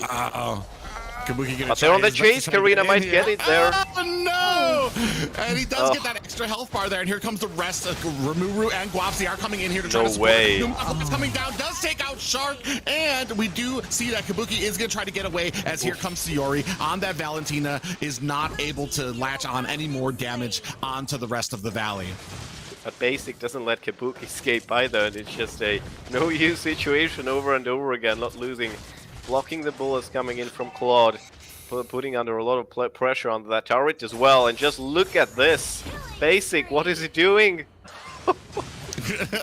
Inside there, he's going to cause a lot of damage. Yeah. I'm not sure this is the fight that he wants, but they are just, the Valley is all over the jungle. No matter what point, as soon as they win the lane, or as soon as they clear out their lanes, their theme here is not really even team fights or even fighting. They're just trying to clear out jungle. They're trying to refuse this the Karina assassin from getting any type of minions here at all, and they've been doing it all game right now. Yeah, Guapsi as well already has the Guardian helmet, and he's pretty much unkillable now. I mean, he can sustain a whole lot right now. It doesn't matter how much of Vec Fantasy players are chasing him. It doesn't really care. It goes on to farm and continues on with his life. 3 levels above their marksman, you know, it's really looking easy for him right now. I mean, just I can already hear the Sarah McLachlan music in the background. For the price of 1 blue buff, you can support a hungry Karina today, because right now she is being starved out, and there goes Not Losing, takes another death, and unfortunately this entire team is starting to get starved out right now. They are hungry. You can see their ribs. Oh, got him. Here we have another engagement here as Kabuki is trying to get away. Blazing Duet does come on, and Jules Cutie in a mess of trouble is gonna have to expel that flicker, but Shark is still chasing. And that might have not been the fight that you wanted, but Sayori does get taken down as well. It is a 3-11 game, and it looks like 7K gold lead at the 7-minute mark in favor of the Valley. Let's take a look at the items, Ryan. Yeah, that I just want to say, you know, that was not the fight they wanted to take. Not Losing was out of the game as well. They were just outnumbered, and they just keep on pushing the Valley. And we can see, yeah, the build difference as well. We can see how far up actually passively Basic has been. He's been nipping up these kills from these team fights as well. And yeah, it's looking better and better as the golden stuff as well already. And no, we haven't seen Hoon as much as we'd like, you know, the last time as well. On Julian, he came into play very late, but he's providing these knockups, and this is what matters. Yeah, I feel like it's been more of a utility. Oh, Guapsi does dive out. We just see that Newman on blast coming down. Does catch 3 members of the Valley. Are they going to be able to capitalize on it? As here comes Jules Cutie into the fray. R comes down, but this is not the fight that he wants. Is not going to be able to save Sayori, who does go down here, and they are on the chase for R right now. Up at the top lane, you can see R does get cornered in and taken out underneath his tower. Yeah, there's no escape right now for Vec Fantasy, and you can see, you know, it doesn't even matter. Even if they scare one player away, forcing one player to recall from Valley's side, it's usually Shark and Guapsi still standing. They can sustain, you know, tower rates very easily. They can dive as much as they want and replenish their health right away. It's just going down the hill right now for Vec Fantasy. They could pick up something. Jules Cutie is being very relentless, chasing these 2 players, but trying to save his own health as well, but dies in the process. That's very unfortunate there. Sayori, but nice. Not Losing today comes into play, but that Numinum Blast is being interrupted, and they get Sayori out of play as well, and all of the team follows up in quick succession. R is being deleted. It's a total wipeout, and this is sure to be game over now. Yeah, we do have that Lord coming in from top, and here comes Kabuki, but there's really not much that Kabuki's going to be able to do here unless he like dives in on Rimuru. Oh, we do see that he does come in there, but Rimuru do get down Hoon, and Rimuru is able to take down Kabuki as well. That's a ton of damage. With an excellent pull. Shark as well. So I mean, they are still in this matchup. I'm not sure how well. I think that was more or less the Valley getting kind of sloppy. Yeah, really like an outplay by the side of the BFM here. Oh, and Guapsi does come in, diving in onto Sayori, and now we do have a Numnum Blast coming down. Guapsi does get caught with it. Here comes a Blazing Duet, and Basic, takes a heap of damage, but is able to teleport himself to safety. The Lord is being taken down by R right now as they are trying to salvage what is left of their base. 2 inhibitor towers left for the side of VFM. Basic kind of overextended there, was already on the edge of the phone, and I think that was the damage it took so much, but had the monkey up, could pour it out just in a second, you know. I think, yeah, Valley's being a bit overconfident right now, but if they keep this up, of course, and if Guapsi and Shark stay alive, they can very easily finish this if they want to.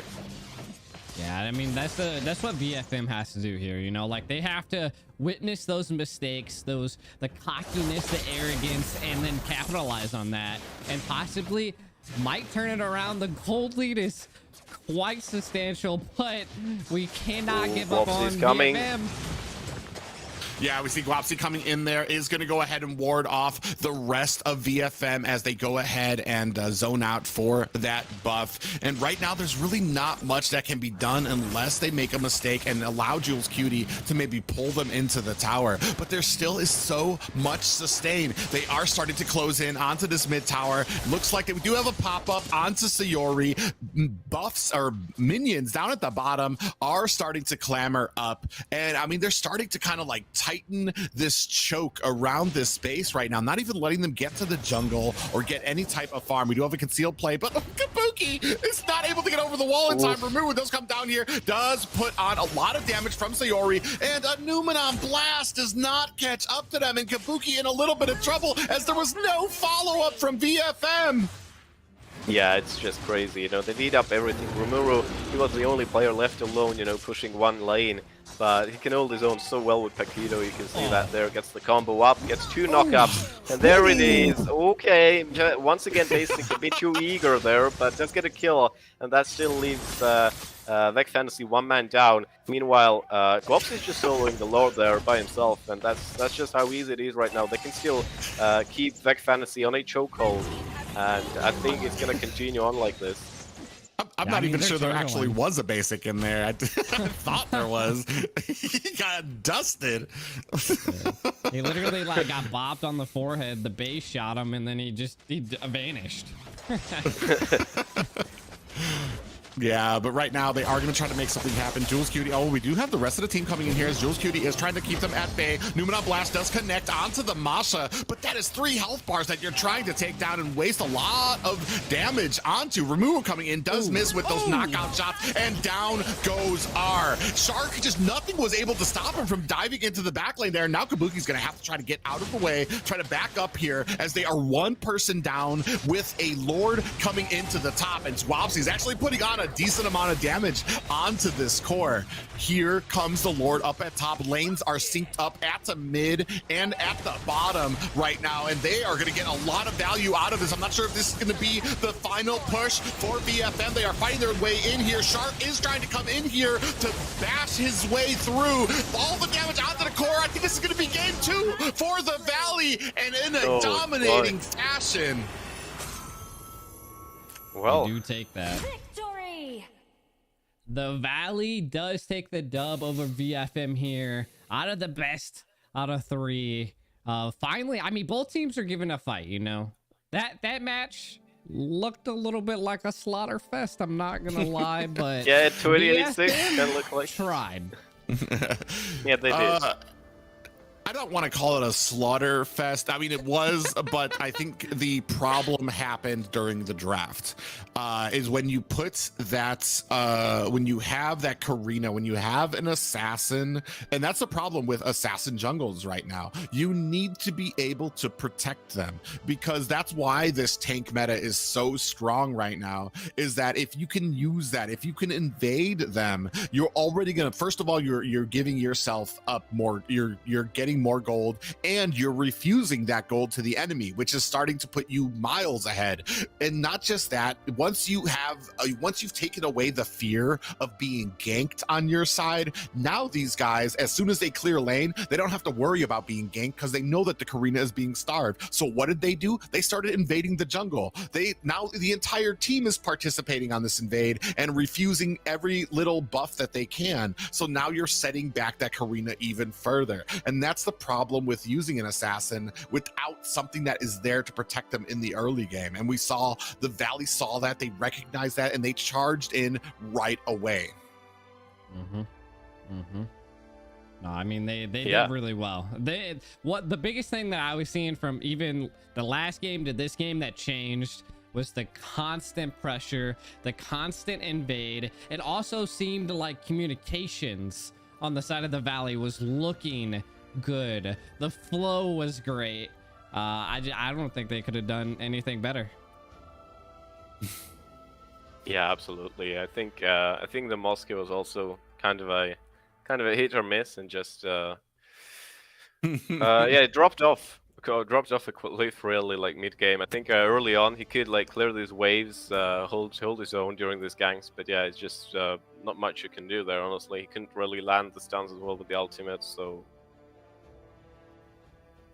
Yeah, a rough game for sure. Such a great opening for VFM there to get that first victory off of them. It looked like there was a little bit of growing pains on the side of the Valley, maybe getting a little bit more adjusted. The synergy wasn't there in that first game, but they definitely made up for it in those next two games because there was follow-ups. Every single time an ability went off, every single time Shark went in for a stun or for a pick, he was able to be followed up by the rest of the team there, and that's what was lacking from the first game. I think they were kind of messing around, maybe not taking it as seriously, but after that first game, I mean, you definitely have to take it seriously now, especially with R, and they did a good job not just singling out R, but singling out R and being able to kind of enforce their will in that jungle, which, I mean, it was such a great game plan, especially for this early game advantage. So a great outing for the Valley here, as they add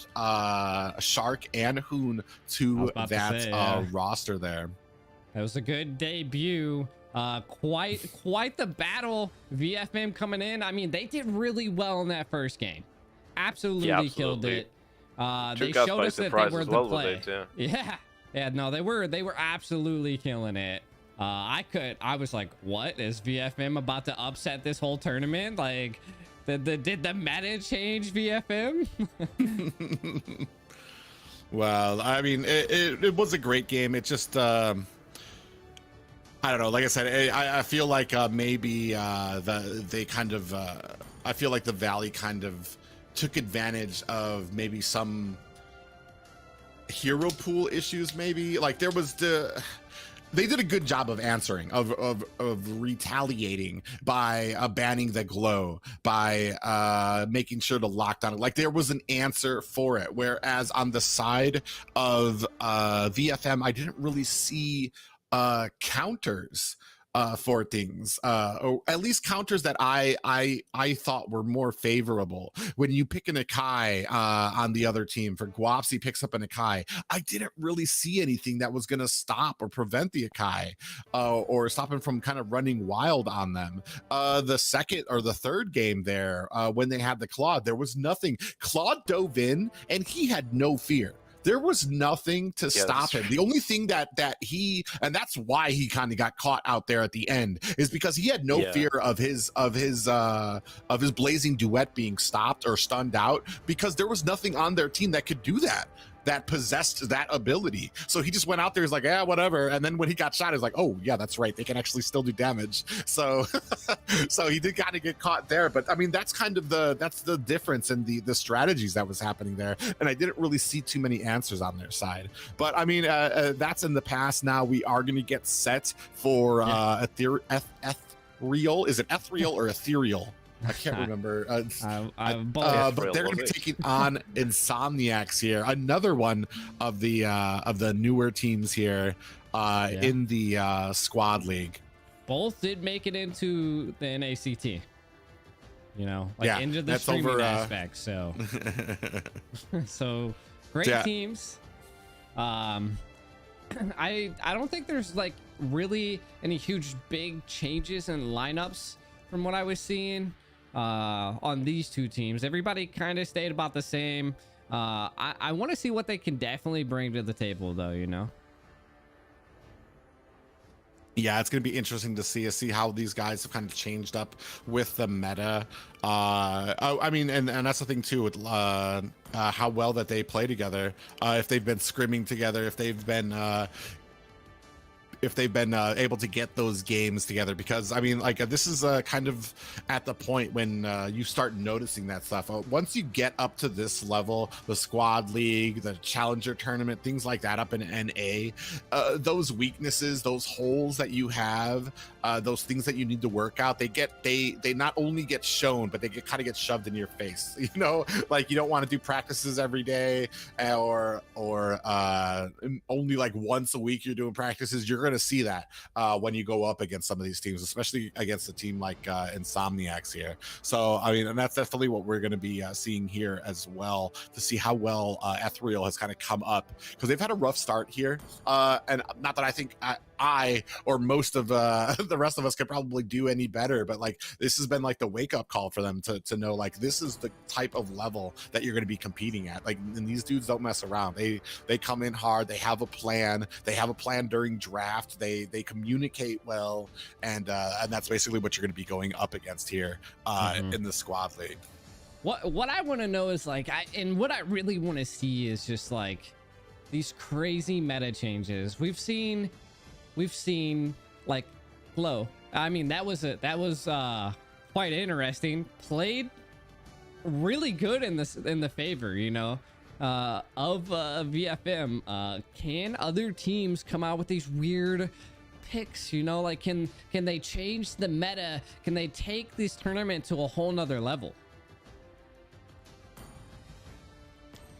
Yeah, I feel like with Glue, you know, we haven't seen him on top level a lot, mostly because Faramis and Valentina are very good counters for him because of the little blobs of him. You know, Faramis instantly kills all of them, including himself, because of the damage bouncing around. And I feel like Glue all around, you know, he's a good counter to very strong sustain heroes. He can jump on. You know, he doesn't take.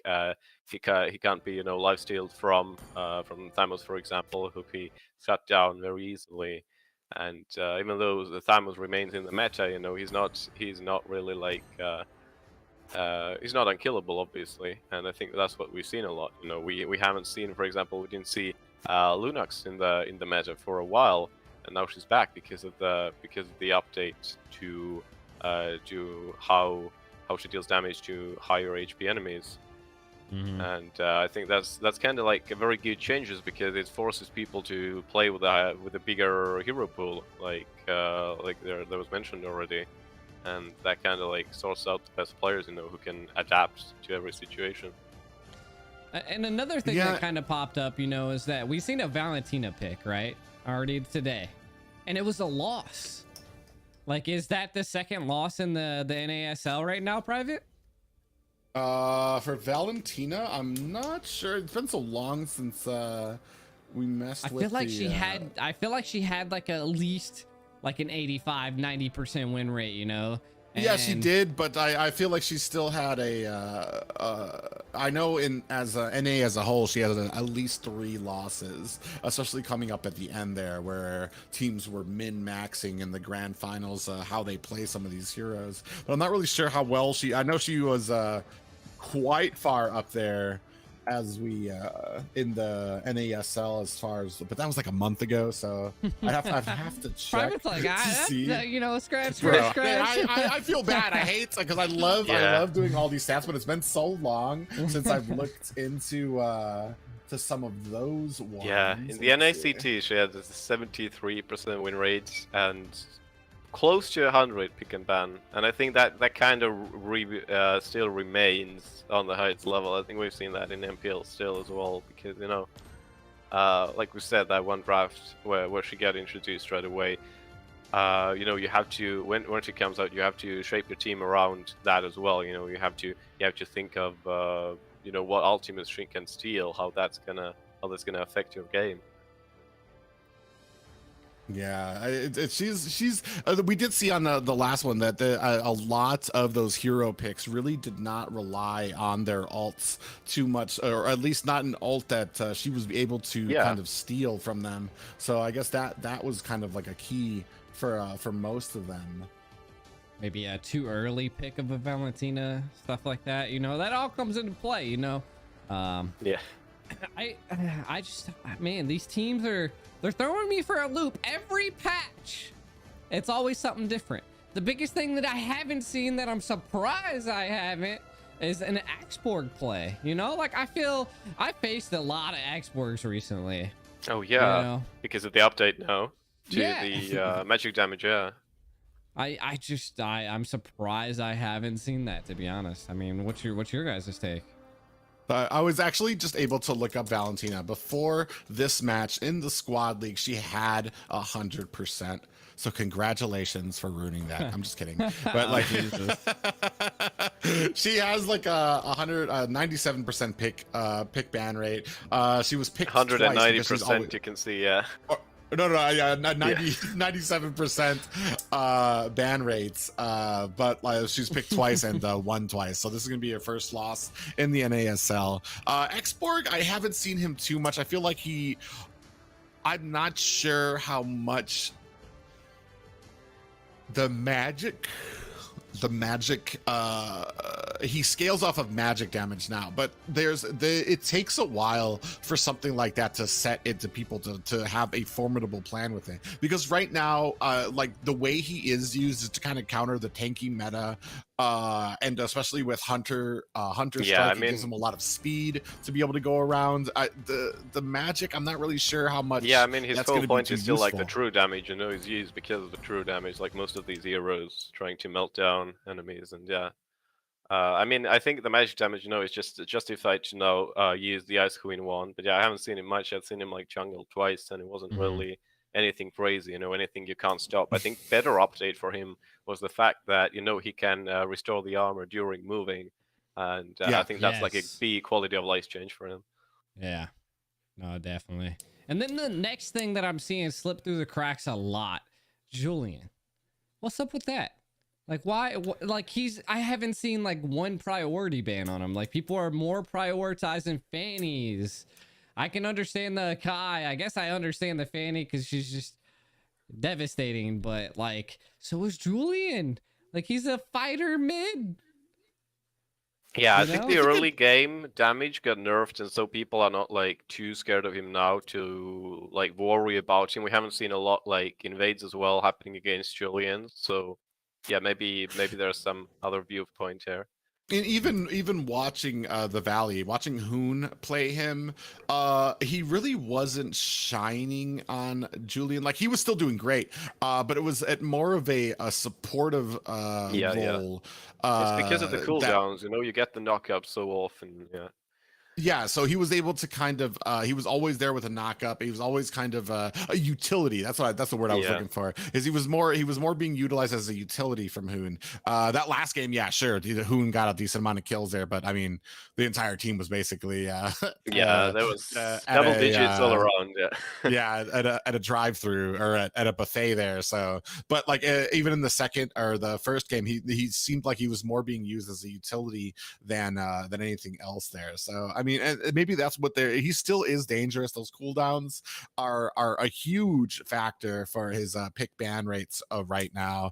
Same thing, he's kind of like at the same I want to say path that Valentina is. There's just a lot of tools in their kits that's for a great player can just be a menace for the team. That even Valentina, not even talking about her IMU, we're talking about just other abilities where she gets more XP, passively gets more XP, and also gets a health regen from her abilities if she's got more, if she's a higher level, if she's the same level or a higher level than the person she's hitting, which she's going to be because she gets more XP. She's going to she gets regen off of her of her abilities. So I mean, it's just there's some of these heroes have so many different things that make them such a threat that it's going to be a while or a lot of tweaks until we see them maybe fall off. Like, I mean, I think I talked about it with somebody else. There were some heroes I wish I would see back up there, like Carmilla or something, but they got nerfed into the ground, and they just have not seen the light of day since. Oh yeah. But it's been pretty interesting. I am kind of sorry. I wanted to see a little bit more of Vexana, because Vexana was really the main talking point for a lot of people, because she got revamped. But she got a nerf now again, and yeah, it's just I'm not kidding. I played like 8 games with the new Vexana. I won all games, and now after the nerf, it feels a bit underwhelming, because the knight deals less damage, and the automatic follow is just was taken away. Now you can like tap once to position the knight close to you, but it just doesn't seem as fluid, and I think they took away like what was the original purpose of the revamp. Yeah, so it's going to be really interesting to see how this develops throughout the year. I know there's probably I think it's going to be next month we're going to be coming in to the new emblems are going to be coming out. So that's going to be a really interesting twist on Mobile Legends, because I mean, I think that right there is going to be the biggest change. I almost want to be like, bro, I don't think I want to play that week, because it's just going to be change mentally everything. Everybody's going to be, it's going to be day one of the emblem system. You're going to still have people complaining about, why are you using that? Like, I don't know. Yeah, I'm going to wait for the guides first, and then we'll see if after that. I'm going to wait for the professionals to put up their YouTube videos to tell me what I should be doing, and then maybe I might test it then. I think we might actually still have well, the squad league's still going to be going on for the rest of this month, and then I know that they're still having competitions overseas, so maybe somebody will one of these lovely teams will be able to show us what is strong with these emblems. See, we have new heroes coming as well. We have Fredder in the newest edition. He won't be featuring here, of course, because he's just released. But for me, he feels like an improved Lapu, honestly. And I don't think it's going to be like that much of an impact on pro play. Yeah. Well, if you guys are tuning into the NASL right now, and you guys are new, thanks for stopping by. Just wanted to give you a shout out. If you guys haven't already, you can find all of our amazing casters links. It's in the description. There's also commands to find it in the chat. And if you guys didn't know, that the players in this tournament are actually playing for real money and diamonds. So we're looking at a $1,500 base prize pool. We also have a GoFundMe in the description as well. If you guys would like to support this league, definitely look at that. That's one place that you can do it. You can always subscribe to the YouTube channel, become a member. All of that stuff also helps pay some of the content creators, the graphic designers, and tons of other people that we have implemented into the background. So big shout out to everybody that is tuning in. Much love to you guys. And the teams are almost ready. So we are going to be talking for just a couple more minutes, hopefully. And we're going to be seeing Ethereal go against Insomniacs. Now, it's been a while since I've seen these two teams, like they were in the early NACT, and now we're coming back to the NASL. But to be honest, it looks like we don't gotta talk anymore. It looks like we could possibly just go right into this finally. Yeah. And then take to see what goes down here. What do you guys? Who do you favor here without even looking at picks and bans so far? Insomniacs. Jeez. No, come on.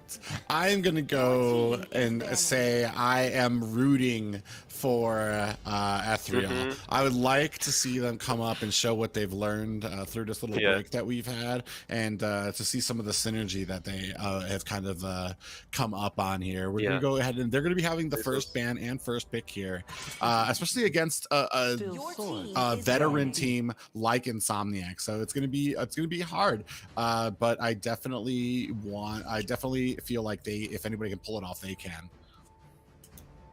Absolutely, a link ban right away. Yeah, it's interesting, but it's still one of the best mobility junglers, one of these assassins who can still shine as a true assassin, and is very hard to catch.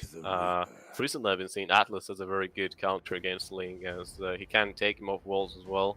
So there's always a problem, but we see that Faramis ban coming right away as well. So maybe we won't see Faramis at all today. Yeah, we're probably not. Really it's just, the teams just don't. They would rather not deal with it and just throw it out there. Interestingly enough, I have seen as a counter to Ling, Dairoth has been getting picked up a lot more because of Dairoth's second ability that locks on to you. So if you try to run away, he's still gonna follow you. I've seen that used a lot with pretty good precision to like still be able to latch onto a Ling even when he's finished posing away. But I mean, honestly, if you don't feel like dealing with it, might as well get it out of there. It's one of those things that me and Trex argue about a little bit, because I'm not a huge fan of Ling. He suffers from the same thing that a bunch of assassins suffer from in that early game, or especially if he's from behind. Ling has a lot of problems, and if you start refusing him Yeah, if you start losing that blue buff as well, you're basically starving him out from some of his biggest plays that he could be making here. We do see that Beatrix getting taken out as well. She's so versatile right now with the damage that she can output and how she can output that as well. And then plus once, if you're going to be using Wesker, the shotgun on there, if you have Malefic Roar with it, nobody's blocking that type of everybody's trying to get out of the way of that. It's going to be one-shotting people. Yeah, I feel like why Beatrix is still like so good. She obviously hasn't faced a lot of nerfs, but they haven't really made an effort to like weaken like one or the other aspect of her as well. Because like like you said, both weapons are very viable on her, and even sometimes we can see the rocket launcher in use, and we're gonna see Julian being first pick. So this is something original there. And no Valentina ban. Yeah. So I'm definitely seeing that Valentina's going to be getting picked up here by Insomniac. So I'm wondering how well, or not. Nani? It's going to be interesting too, because if they leave it open, where are they going to play it on the side of Ethereal? They could probably play it on the XP lane. Maybe I've seen that happen. I guess it depends on what this. Okay. What this? No, we seeing Bigsport now. No, it's me, the jungle guy. Oh gosh. Maya not the greatest pick. I don't want to talk crap about 9. Deuce Knights does use a very great Maya, but there's better picks out there, things that can get you out of harm's way a lot better. But this X-Borg, which you guys have been talking about a lot, we're going to see that here tonight to see how well that can be put out there, especially in the jungle. Yeah. I wouldn't be surprised. Ooh. Okay, here it is. Hey. So we got 2 mages. Do we see Valentina roam? XP? Like, what's about to happen here, guys? Yeah, this could be very well the trade-off. Honestly, against Thanos, not so good, honestly. But of course, there's still options to rotate in Insomnia. They could put Thanos to jungle. They could rotate it a little bit here. It's going to be interesting. Valentina. First of all, I think we gave away a Franco pick that they're definitely going to be reading into. And the fact that Valentina wasn't an immediate pick kind of lets me know that this might not be a comp that we are familiar with. And we're just kind of leaning on the fact that Valentina is priority. So we'll see how well this works into it. Interestingly enough, we do have a Linux coming out here, but not exactly the tankiest lineup from Ethereal. And I'm sorry for that stutter there. I'm just wondering about the Diggy ban here. I was thinking the same thing, because isn't it gonna come back, and now Insomniacs is gonna have that pick? So like their next ban has to be an Atlas. Yeah, considering there have been no tank bans whatsoever. All right. That's interesting. I guess they have their own roam in mind right now. The Diggy ban was immediately answered. Yeah, I'm thinking either going to be an Akai or something else that's going to help them set, possibly. Like they do have the Linux out there, so maybe something that's going to help stun them up. Maybe a Kufra, a Lolita is still available out there for Insomniacs, but they definitely have something in mind that they went ahead and banned the Atlas instead of letting that go through. Yeah, it was quite interesting, and I'm actually surprised that Insomniacs banned the Atlas. You know, like it was. I know why they did it.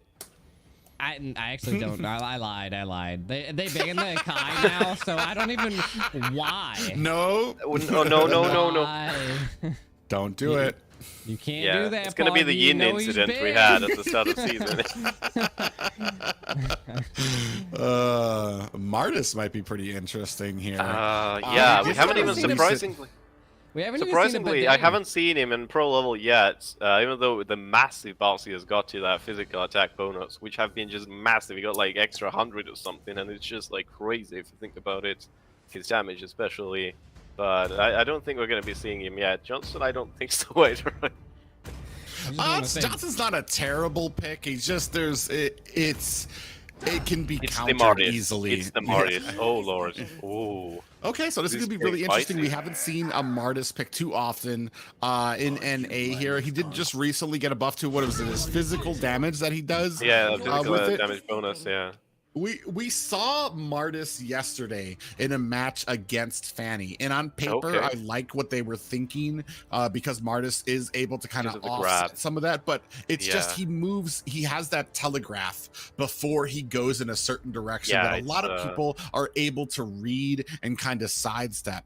But I mean, if you can catch him just like the kind of camping in the bushes and then coming out and attacking people, he can catch a lot of people by surprise. And Yeah. once he catches you with that first attack, it's a little hard to try to get away from him, Exactly. to try to distance yourself. So it just depends on how it's going to be played here. I do like once these the- drafts. I do like these drafts coming in here. We got the Absolutely, yeah, Lolita something sets fresh, on the side you of Ethereal. Yeah, these are all kind of not as regular as our normal picks. We got the Yeah, export and the jungle, Martis and out here yeah. as well. Yeah, it's lovely to see, and I mean the good part of Martis, of course, as well, is the CC immunity during his S2, which allows him, of course, there's like a delay, but it allows him to dance around very easily and just stop him from getting pincered down. mm-hmm. Yeah, so we're gonna see how well it goes. This is gonna be game 1 between Ethereal and Insomniacs coming up. Yeah, no, I want to see how, like, they're clearly putting this Valentina in XP lane, right? Like that's has to be a given. Like they just have that. But now you're seeing the biggest problem here is if the export ends up going magic, right? Like what he possibly should be doing, you know, that's what they buffed him for. Their whole team on the side of Ethereal has way too much magic damage. Okay. Like they're gonna have a little bit of problem dealing with that. But then the Grok is they're weak against magic damage. So do they? Yeah, early game Grok has some problems with magic damage because his passive no longer gives him magic that's a big resistance. problem. When he's next to walls, he just gets physical, defense. Added to that he has no base magic defense, and then his passive, where he gets physical defense for every physical attack item he has, only works for physical. So he does need to get those magic items, and it might be a little rough for him at the start, but I don't think that they're going to go with a 3 magic damage dealers here, especially with the amount of damage you can output from a Valentina and from a Julian. That's more than enough to suffice for magic damage. So we're probably going to see like a normal movement speed, maybe a hunter strike to start it off, and then to try to get as many stacks as he can while he's roaming around on that export. Yeah, so we've resumed the game now, and of course some pressure applied already with the Grok, and well, that's just a given. That's how we have to play Grok, and he's doing a good job there interrupting them, but nothing too crazy. He doesn't get the buff, of course, and meanwhile that Julian is being pressured a lot in mid lane.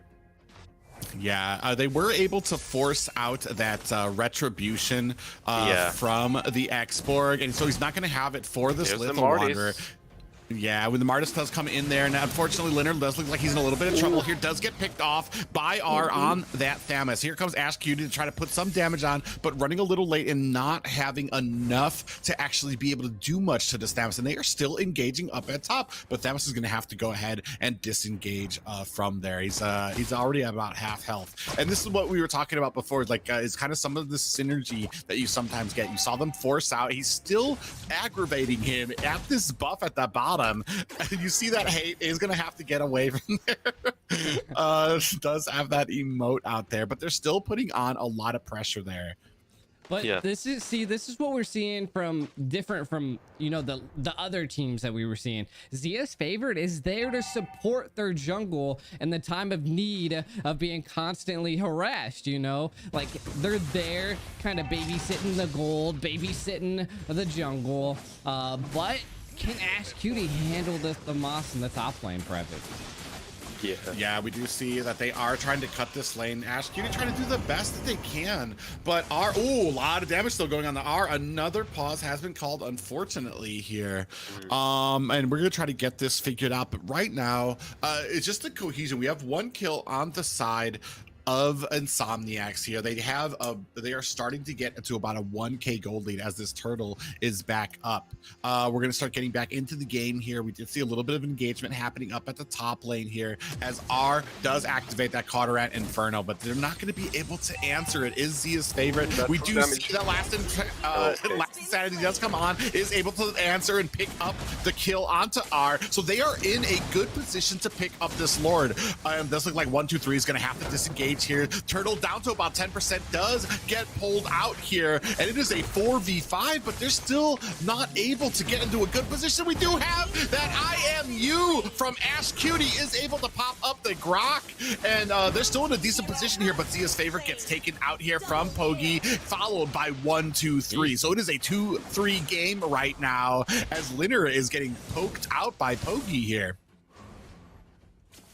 Yeah, it feels like Pogi does have like the longest draw in these battles, but Linear is actually pretty good counter though as well because of the true damage. Pogi is gonna get the turtle now. It is uncontested, and they're trying to build that early lead. Pogi is chopping through everything really in the jungle, and Linear cannot catch up with this. Of course, he can provide that true damage if needed, and it's also good they managed to force R back early on because you can't let Famous really scale too easily. And I feel like Insomniacs, they need that mid-level power spike because of Martis. He falls off later into the game, and I'd like to see what he builds, and he will build as a tank actually. Oh, what a misplay there, Greg. Oh, Yoon does come in with that blazing duet, is not able to finish anybody off. Does get hit with the Numenon blast and gets caught and taken out, and that's gonna tip the kills in favor of Ethereal here. What a great play there. They took advantage of a misplay there by Hate. Dove in, flickered, was not able to pick up the kill onto Clint, and the rest of Ethereal was there to make them pay for that. Yeah, surprising that this trade happens so easily, and that Croc is once again being bullied a little bit, and we can see 1-2-3 trying to come back into this game as well. Oh, there's a fight going on actually, and Linear does get a kill onto Pogi. This is very important, getting that Martis out of play just for a second, even though there's not a lot of creep standing. Can't do a lot to gain a big advantage there, but you know, it just helps them breathe a little bit, and indeed, the Martis is building tank, full tank, I assume. Some people like to build Demon Hunter Sword on him because of his natural attack speed from his kit, but probably not happening. Yeah, just the level changes, the angles that Xborg, that Linear was able to come in there at. Chef TZ might be in a little bit of trouble here. They are trying to put a little bit of pressure on, but not too much right now. Still 9 seconds left on this Lord. And I want to show it, like the Thamos and the Martis both have cursed helmet. Like that seems like a lot of cursed helmet for a team. So they're looking quite tanky on the side of Insomniacs. Yeah, a little bit of engagement here is starting. Zia's favorite is able to ward off the rest of them, but right now it is 4 members up on this turtle, so there's going to need to be some type of an answer from Ethereal as they are basically giving this away for free. Yeah, Ash Cutie stole the Grok's ultimate, couldn't really initiate there anyways because they had no support around. But they're trying to close down on Yuna again, and maybe it happens this time, but no, Yuna is fighting back very bravely and gets back under the turret, and that's a great escape actually, because that Grok is already here, and 1-2-3 could be in trouble. The wall is in place. Yuna, is he going for the kill? Yes, he does. 1-2-3 is going to fall, and Yuna escapes with half HP. That's very good. Oh What? No. Yeah, Ash Kitty does activate that brilliance, and they are seeing a new blast with the explosion. Ashley does get taken out there, and Hate and the rest of his team just a little bit low right now. Yeah, and just still inches no from a triple kill. Yeah, sadly, and here comes Linear trying to disengage into the tower as Pogi coming in with those dashes on that Martis, and looks like they're going to go ahead and reset on the map. Still able to hold their own right now is Ethereal, 6-6 going into the 6:30 mark. I'm actually surprised that Ash Cutie is holding the own against a Thamas in that top lane. Like that's a nasty counter, you know, like. It's so hard to handle him as well being a mage. I guess it's just the dash kit that you get. Yeah, the double dash. Yeah, and then just like again the Julian's constantly rotating, but the gold lane. Yuna actually very low HP as well, but the Grok just in position. Zia saved gone too much there anyways, and yeah, that's just as easy as that. And now we can see that the Clint is having difficulties, and clearly. Once again, slowly, Albite is coming into game. That Claude, I think we're gonna see him in a few minutes, much more of that. But there's a little bit of a fight brewing on top lane. Not too much right now. Insomniac's being careful themselves. Ash Cutie does have that Grok ultimate still ready to use.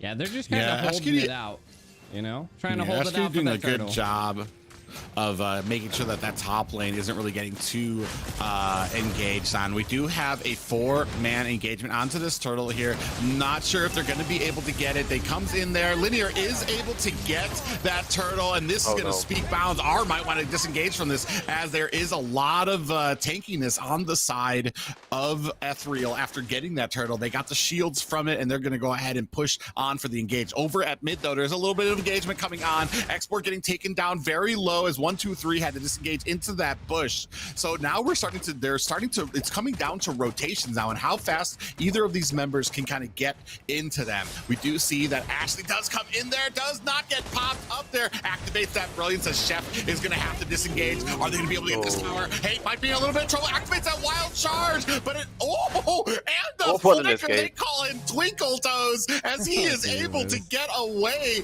from that fight. And a little wall for good measure. Nice little escape there indeed from Asa. And honestly, it was a big trouble for Ready on Insomniacs on that top lane, and it's nicely pushed in a little bit now. You can see the Yuna as well. He's switched lanes now, has to rotate over there, and well, it's not a problem for obviously to clean out the minions at the bottom, of course, but looks like he's been having to waste a lot of time as well, rotating around the map. He didn't really take control of the XP lane early on, and it's showing right now. Ooh, what a beautiful bait by Shettizi there. Forced out that wild charge, and then when the team of Insomniacs decided to charge in there, there was a Numenon blast laying in wait for them, but R, a little bit of a hiding of his own right now in this middle bush, is going to have to go ahead and disengage. Right now, Ethereal doing a very good job here right now. Yeah. Definitely had some practice over these last month. We do see a lot of damage coming onto this tower here. Linear taking a heap of damage from it, and so far, I mean, I dare I say it's narrowly, it's even, but I want to say narrowly on the side of Ethereal right now. Yeah, I feel like when you let a Valentina into a game and someone that's decent, you know, like I would say a little bit better than decent as a Valentina, like it can stir trouble, you know, like it allows someone to have your same ultimates on the other side of the team, you know. So that, I feel like that's playing a huge factor, as well as this Xborg. People have been sleeping on this Xborg, and let's see if the Retri can come out on this Lord though. Yeah, we do. They were kind of toying around right now. I don't think anybody's trying to get the Lord as much as they're trying to set up the other team. We do see a wild charge come in there. Blazing duet onto all the members. This might spell doom for Ethereal. They all get taken down very low. Chef TZ and Linear are still trying to man up with this fight. The rest of the Insomniacs are trying to get back. Yoon in a little bit of trouble, does get taken out. And Ashley is the next one left, but Pogi's still here. He does get feared, though, and has to turn around back. And he does get taken out. And it does look like that the rest of Ethereal is in a good position to take out this Lord. A lot of damage coming onto them, but they are all at 25% health. This might not be the fight you want, as we see Hate traveling his way around. Here comes the last Insanity. Is it going to be enough? It does. Take down Hate and the Lord, and down goes Ashley. We are in a great position for Ethereal to win this game with a great push here right now. R is powerless to stop this tower, but we do need to kind of organize ourselves on the map, get our wits about us, and as this Lord starts pushing in, start syncing up these lanes. Yeah. A huge mistake. Yeah, go on. Yeah, that was a huge mistake of trying to contest that Lord with 2 people. I just don't feel like they would have been able to do it. I mean, as you can see, the team fighting is just a little bit on the lax side for the side of Insomniacs here. Yeah, they did get a pick there, but I feel like the game says it's best. You know, Linear was godlike, and it's amazing how well he did there. And once Xborg has one of the key items, that is immortality. You have to fight him several times. He ramps up that heat. It will stay on you. He gets to spray you once again when he resurrects, even if he dies. You know, and it's a real issue. And you can see that from Pogi as well. He had no real chance of retaliation. So they're already getting a decent amount of value from this Lord, able to take down 2 towers, only left down to inhibitors. There was only 1 tower down on the side of Ethereal, 15-9 game right now and 5k gold lead. They just need to remain calm and keep these like shot groups, these engagements tight. Don't get sloppy, because this is where it's most dangerous. As we take a look at these items, we can see that the Genius Wand has already been picked up, as well as that damage from the Feather and Twin Blades on this Julian. So he's already going to be doing a decent amount of damage. The Conceal Play does come in onto Gate. He is going to be trying to get away from here as Yoon gets targeted out as well. That is 1 down on the side of Insomniacs here as the entire team collapses onto them. Yeah, that's a huge issue we've been seeing the whole game. I think that Hadiza has been out of position a lot. They Insomniacs kind of lose the focus. They can't really decide who to initiate with, and then it's Pogi who starts up the initiation. But with a Reap hero that Marty sees, he usually dies. Even while building tank, it's not really easy. And well, once your tanks start getting killed as well, you know you are absolutely dominating the game.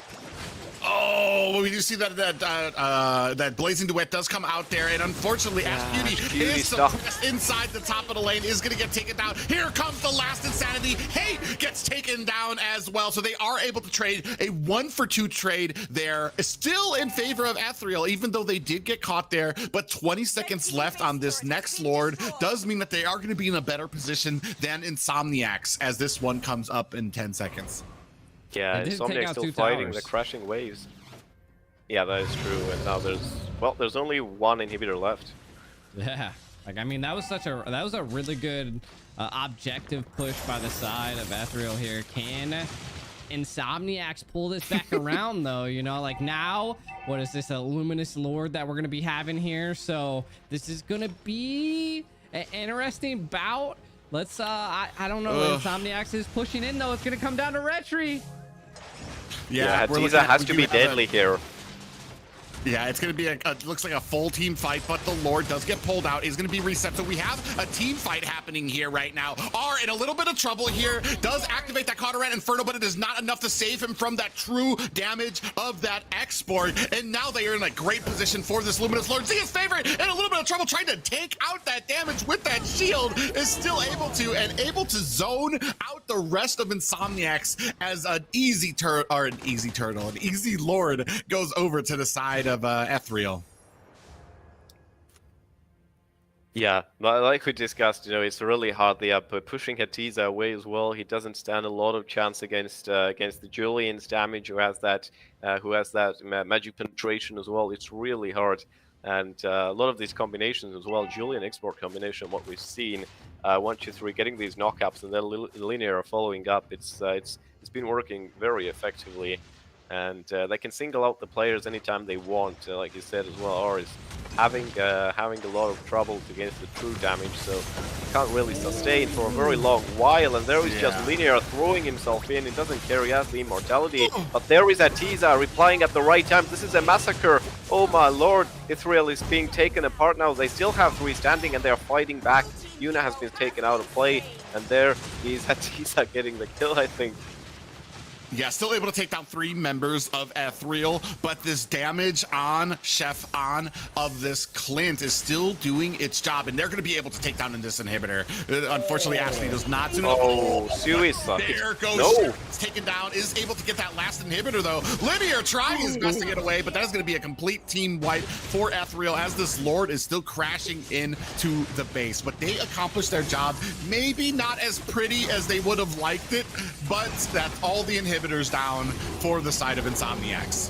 Yeah, it's just a deep push at this point. You know, they did get the Lord out of play. You know, no time for emoting there. You just need to guard the base right now, and it opens up a little bit of a pathway for them. But most of the players are already up. You know, luckily Linear is still on death cooldown, so there's still options for them to maybe push a little bit to Ashcutie as well. It's pretty vulnerable, but we can see the burst damage as well onto Ashley is pretty big. And there is really no option to just take these fights head on. I mean, with that team wipe we've seen, that gives what Insomniacs a chance to come back here, Private.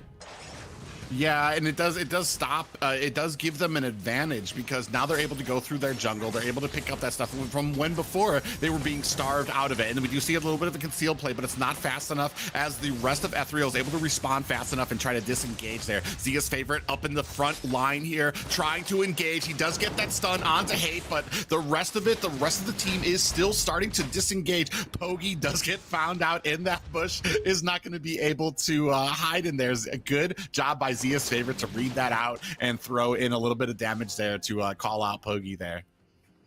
Yeah, Pogi is also extremely close to full build now. I think Yuna is already, and Pogi, only offensive item he opted for was actually Malefic Roar. Others are defensive items, and it's actually working pretty well. I mean, he's kind of like the one shuffling the cards. He tries to bait out the skills together with his CC immunity. It's working out, and now they're trying to contest the Lord. Once again, it has to be an effective one, and we can see 1, 2, 3 pushing the top lane in, and they have to fall back fast because the minions are moving in full speed. Yeah, what a great engagement up at top. They're trying to split it in. We do see that here comes the Blazing Duel. Linear gets it. Is able to take down Chef. I think Chef just does go down. Linear is able to get the Lord there as they are chasing onto Loon right now, or Yoon, trying to take out this damage. Ashcutie does have that concealed play onto Pogi, who is trying to take out Linear. It's not going to be enough. Here comes that immortality. Does get activated. Whoa, a lot of damage though. Linear might want to watch out here. It's getting picked off. They are able to take him down, but this is now going to be a 3v3 as the Lord's going to come in here. All waves are going to be crashing in up at the top. This is the make or break it time for Ethereal. Are they going to be able to clench their first victory in the squad league here as they go ahead, split up a bit, trying to get these waves lined up as that Luminous Lord is making its way through the mid lane? Yeah, I mean, I think they definitely can clutch it up here. It might be 3v3 if they hold out just a tad bit longer. They can make it a 4v4, but... Yeah, Grok trying to get in there. It does get caught by Ashcutie, and we do have a Blazing Duet coming in here. Ashcutie does able to get out of the way there, and now we still do have the Lord in there, but not a lot of damage. Lord goes down here, and it looks like they are going to have to disengage here, and this is kind of a product of losing 2 lives before you got the Lord there, as now we had people who were still on cooldown, who were still at the base, who had died, and they weren't able to make it back to help with this Lord push. So it is kind of a wasted Lord there. We already have all the inhibitors down, so there really wasn't much value that they could have gotten from it if they didn't have all of their team. Yeah, honestly. Welcome to the NA pause meta, boys. Yeah, we see these comments a lot in MPL, by the way. Like, there's a lot of comments about the posing. People are really unhappy about it. Yeah, you never know. You never know. Sometimes a lot of typical problems happen, you know. Yeah, Yuna sold the boots to buy Has Claws. It helped a little bit with the sustain there, as we could see. Definitely worked out a bit, at least clearing the minions. But it's pretty much still a 5-on-5 clean fight coming up the second we resume. So. And the second we resume, we'll see now. who's quickest off the trigger now. Let's see. Okay, listen, Pause gold, Why am I I think? pausing again? What is going? Okay, I guess we have to. Yo. Yeah, so we are going to go ahead and go into a pause right now. Right now, it's still a pretty dominant game. They do have about a 2k gold lead, does the side of Ethereal. However, it is starting to slip more and more from them. This is what happens as we start getting into the late game. There's only so long that you have an advantage in these games before your advantage is gone and you're basically tied up. Then it just comes into raw engagement and synergy because you've got all of your items. You can't get more than 6 items. So I mean, after that, it's basically how well your team is kind of coming into these pushes. Right now, I kind of feel like Insomniacs is starting to win these engagements. They're starting to surprise, as especially how Ethereal is starting to group up with a lot of these fights toward these last few minutes. We've seen them group up. They get caught with the wild charge. All of them get popped up. Then in comes Pogi with the Martis to keep them popped up. And meanwhile, you have Yoon in the background with that blazing duet, just comes in and raining down damage onto them. So they have a great plan here that's going to need to be answered by Ethereal, I feel like, if you want to kind of continue it, because I feel like this is going to come into play, especially as we get into this last what is potentially going to be the final Lord push here, or the Lord get, not push, because we don't know who's going to get it yet. Yeah, there's still plenty of time left for it as well, actually. So first off, Insomniac's going to focus on winning the lanes a little bit, just expanding the play field, you know, and actually they're searching for these one-off picks already. ATs are just searching for them, and yeah, once again we see 1, 2, 3 split pushing, bottom lane there, cutting away the minions, letting them free, and just stopping Insomniacs from advancing any further. Yeah, and I agree with Private. You know, I agree with you. You know, like, we are seeing Insomniacs actually turn the tide with their comp, their items. We just need to see one of them be able to zone out and take a Lord. Yeah, we do see that Zia's favorite does go ahead and check that bush, does discover R and Hate in there. There's not really much that's going to be able to be made happening here. Maybe not the kind of fight that you want. The team's still trying to show that they are kind of like on top of it. They are able to kind of close the ranks in around there right now. And what we're seeing right now, the entire team starting to get a little bit lined up. Down at the bottom lane, we see that Martis is pushing that lane a bit, possibly to try to line it up so that there is something that Ethereal's going to have to push here when this Lord comes up. Yeah, I think what another problem is, you know, Insomniacs have 3 players with very tanky builds, and we see pretty much 1.5 from Ethereal's side. It's going to be a big problem, especially during these Lord fights. You know, Linear does have immortality, but it doesn't count for much. It's going to be taken out immediately. He can't ramp up the heat. He's probably going to be focusing on 1.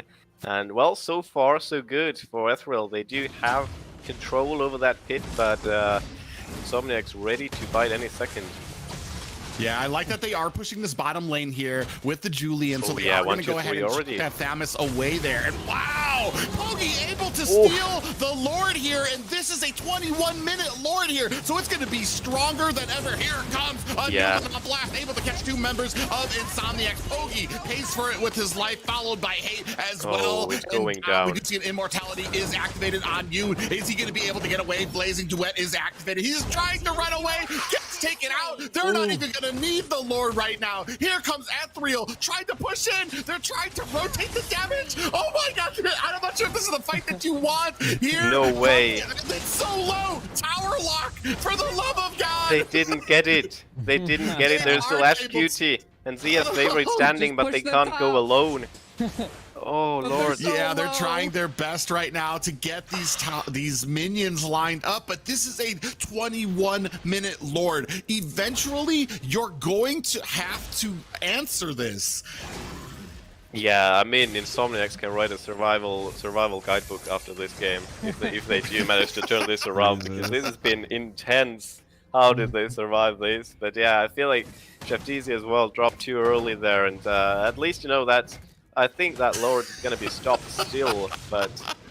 This perilous fight at the bottom as Lolita trying to yeah. the Lord. Hammer Might against just push Dax. it in. Yeah, they're trying there. We just see Ash Cutie is over here trying to take out these waves. Not really able to do much. Look at half her health right now. Yeah. So they need to be careful. This is what we were talking about, getting too greedy at the end of this game. Chef doing his best to chunk down this Lord. It is down to about 10% health right now. So they are going to be able to stop it. But now you are almost at inhibitors. The top lane looks like it's going to be matching that as well, since we do know that the side of Insomniacs is going to go ahead and start pushing in these lanes. So we are now at all inhibitors for the side of Ethereal, and this game it's now anybody's game. I was about to say it's gonna come down to who can turtle the best. Well, that's a surprise there, but yeah. He has been silenced a lot this game, honestly, and he hasn't really come into view because, you know, Clint just supplies these long-range shots, these crits over the range, but it hasn't been really making some sort of an impact because of so many tanky heroes we have right now in Insomniac's side. They can just shrug it off and reply very easily, and we can see that 1, 2, 3. Obviously, he can split push either. All of these waves are crashing in, and suddenly all of it's just turned around.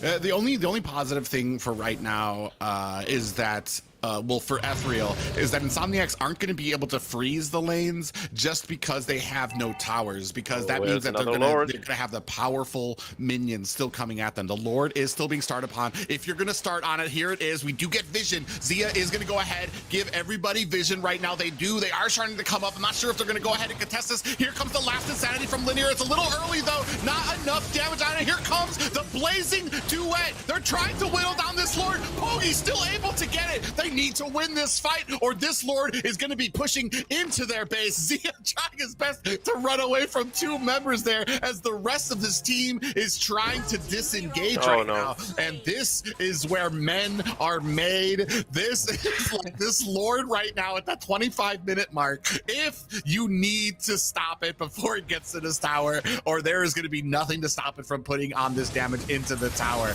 We do see the damage starting here from Linear. Here comes Pogi. The charge, down goes the tower. Charge pops up 2 members. Here comes the blazing duet, as more damage coming out there as well. Down goes Ash Cutie. 2 immortalities have been activated. Argo's down here. They're reversing it. To chase it down. 1, 2, 3 is on the chase right now. Chef Teasy thinks twice about trying to go in on this, and this is a back and forth game. Is right now it looks like Insomniacs are on their back foot. Ethereal escaped just like Insomniacs did 4 minutes ago, and it's crazy. Chef Easy, what a turnaround that was. Die to minions? Well, it happens. You know how strong these late game minions are? They're crazy. I was just like, wait a second.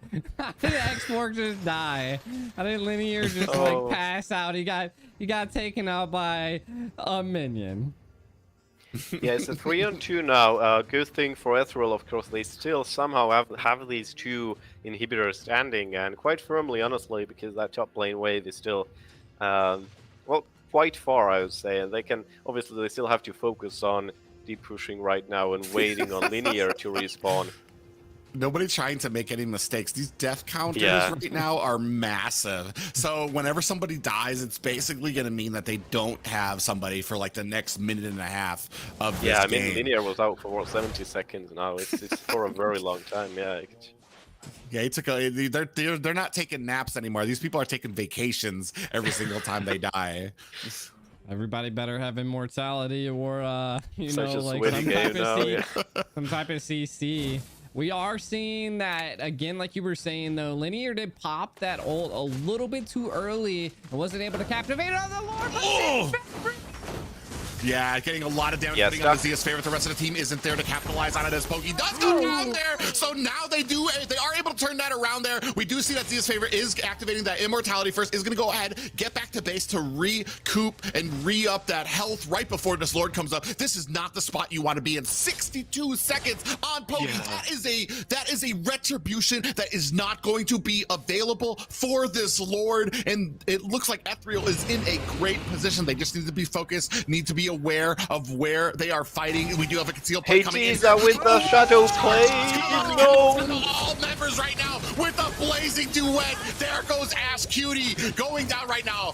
Numenov Blast does get interrupted by the It's wall. still linear. He's It's still trying to linear. get away. He's not going to be able to. Down goes Yoon and Chef. So both marksmen are out right now as 1, 2, 3 is running for his life. Zia's favorite, trying his best, but down Immortality goes 1, 2, 3. I believe this is a 3-1 game. Linear really needs to make something happen here, or this might not be a good fight for him. I don't even know what he can do right now. Pray, I think. This is a legendary game. We can see the waves crashing in and out as well. We saw how bold Linear was actually to move them up all across that bottom lane, but now it's just him, and he has to endure that for about 40 more seconds. Well, there is Ash Cutie and Chef Easy on shorter timers, but yeah, it is a really tough task right now. He's up against 4, and that Lord is very Actually simple to take for surprised they Insomniac. just don't end it. Yeah. Everybody has like 50 seconds. Like, Yeah, you have immortality, and you can just get it, but Linear, just jumps away. Still somehow gets so away. This is actually doing a good job of distracting him. There's still about 3 or 4 seconds left, but I mean, that's the okay. There it goes. It's starting to get chunked now. He needs to find himself. Yeah, they're not gonna be able to get this Lord. They're gonna need to be able to fight it, and I'm not sure how you're gonna do that. This is about a 30-minute Lord. There's so much health on this thing right now. I mean, you saw alone how long it took them to even burst it down with their entire team right there. Yeah. I mean, items, everybody's full build. We're still looking for immortalities on everybody right now. sold his boots. Like, so Yeah, has- most people so are has doing it. Claude. Like, everybody's like, get these boots out of here. We need damage. Yeah. KTs Yeah, are we ready see for the- another shadow play, it seems like, and they're taking that buff first, but it seems like they're following up on that Lord any second now. man, Well, I this think Lord it's is gonna be actually going melted down. actually. Kind of a waste here, honestly. Yeah, We honestly, went for the that- buff instead. We do have that concealed play. Here comes the wild charge now. Does pop them up. We do see that Yoon, Last Insanity does come out, activating that immortality. Here comes the Numenon Blast on the 2 members. Here comes that blazing duet, and he is able to get out of there, but we do lose 2 members on the side of Insomniacs here. So it looks like Ethereal's in a good position, but they've been in this position before. It's been turned around before, so they need to be careful about how they work these engagements. It does look like that tower is still alive there, so they still do have 2 inhibitors left here. Wow, I mean, what a great defense being put up by Insomniac so far. Definitely not going quietly into the night. They are putting up a fight. I think this might be the longest game of the NASL. We see even more immortalities brought into play. I think we have 8 now. I'm sorry, 7, but still.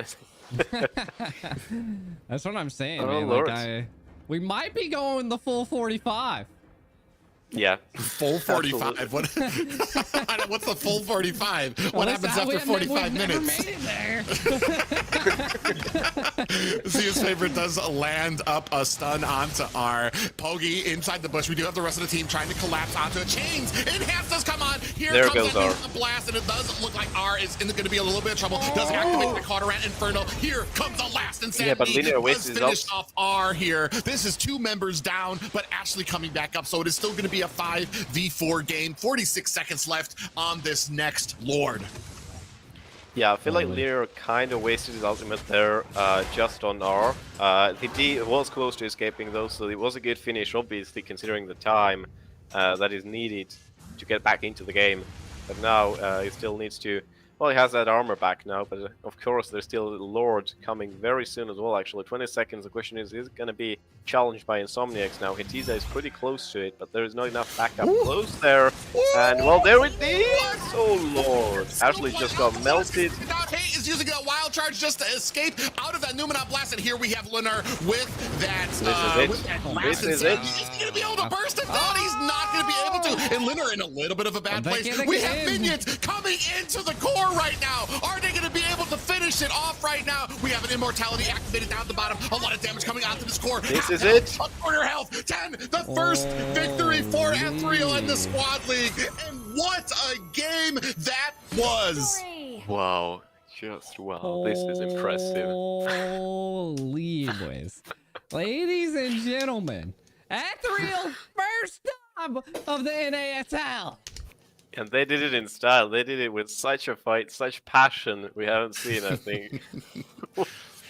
Yeah, I mean, yeah. So we started this. First of all, congratulations, boys! Your Xborg shown through here today. Deserves 12 MVP and for 4 on linear, and a great game played by him. And they were pretty dominant. A great job by Insomniacs to shut down Chef TZ here. I mean, he was doing great at the beginning. I want to say most of these deaths, I want to say at least like 5 of these 8 deaths came at the end there. So like when they had finally started like honing in on him. So he was still doing a great job, but just they started having an answer toward the end of that game. Like Ashley was just honing in on him. As soon as these engagements started, Ashley locked in on him, took out Chef TZ, and that's where some of these fights started going the wrong direction for Ethereal.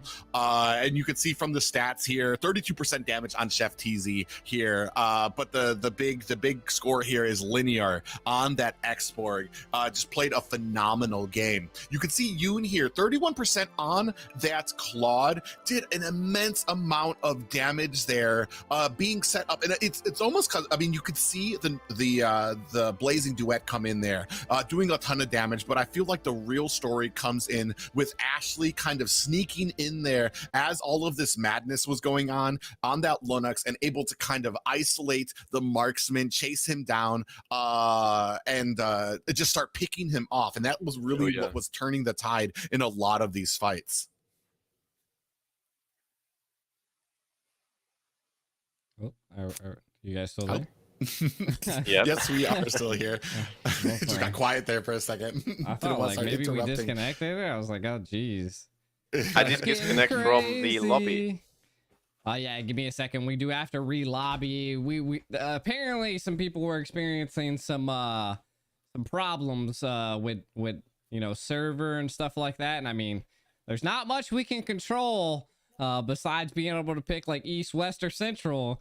And if there's an East and a West person, we gotta pick Central. Like, there's no ifs, ands, or buts. So we'll see how things go here. So we are re-lobbying.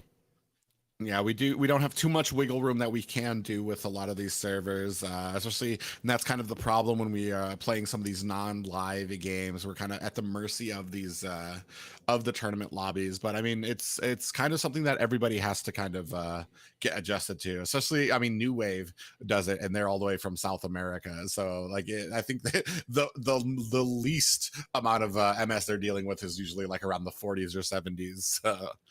Unfortunately, that's just kind of the name of the game here when we're using tournament lobbies like that. But man, I hope that doesn't detract from just what a great game that was. Not just by one, but both of those teams.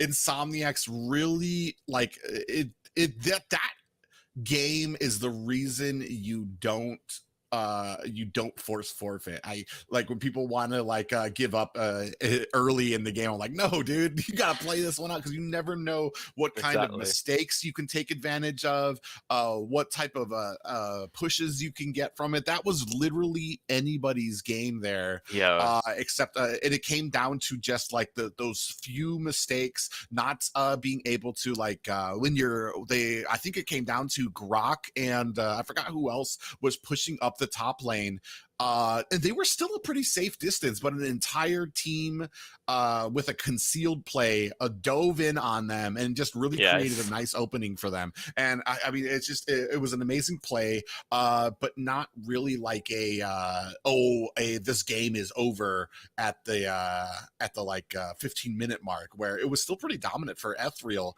But as we started moving on, like Insomniacs really put up a hell of a fight. You ain't capping on that, that's for sure. Like they definitely came to play. Like you were saying, first time taking a dub in the tournament.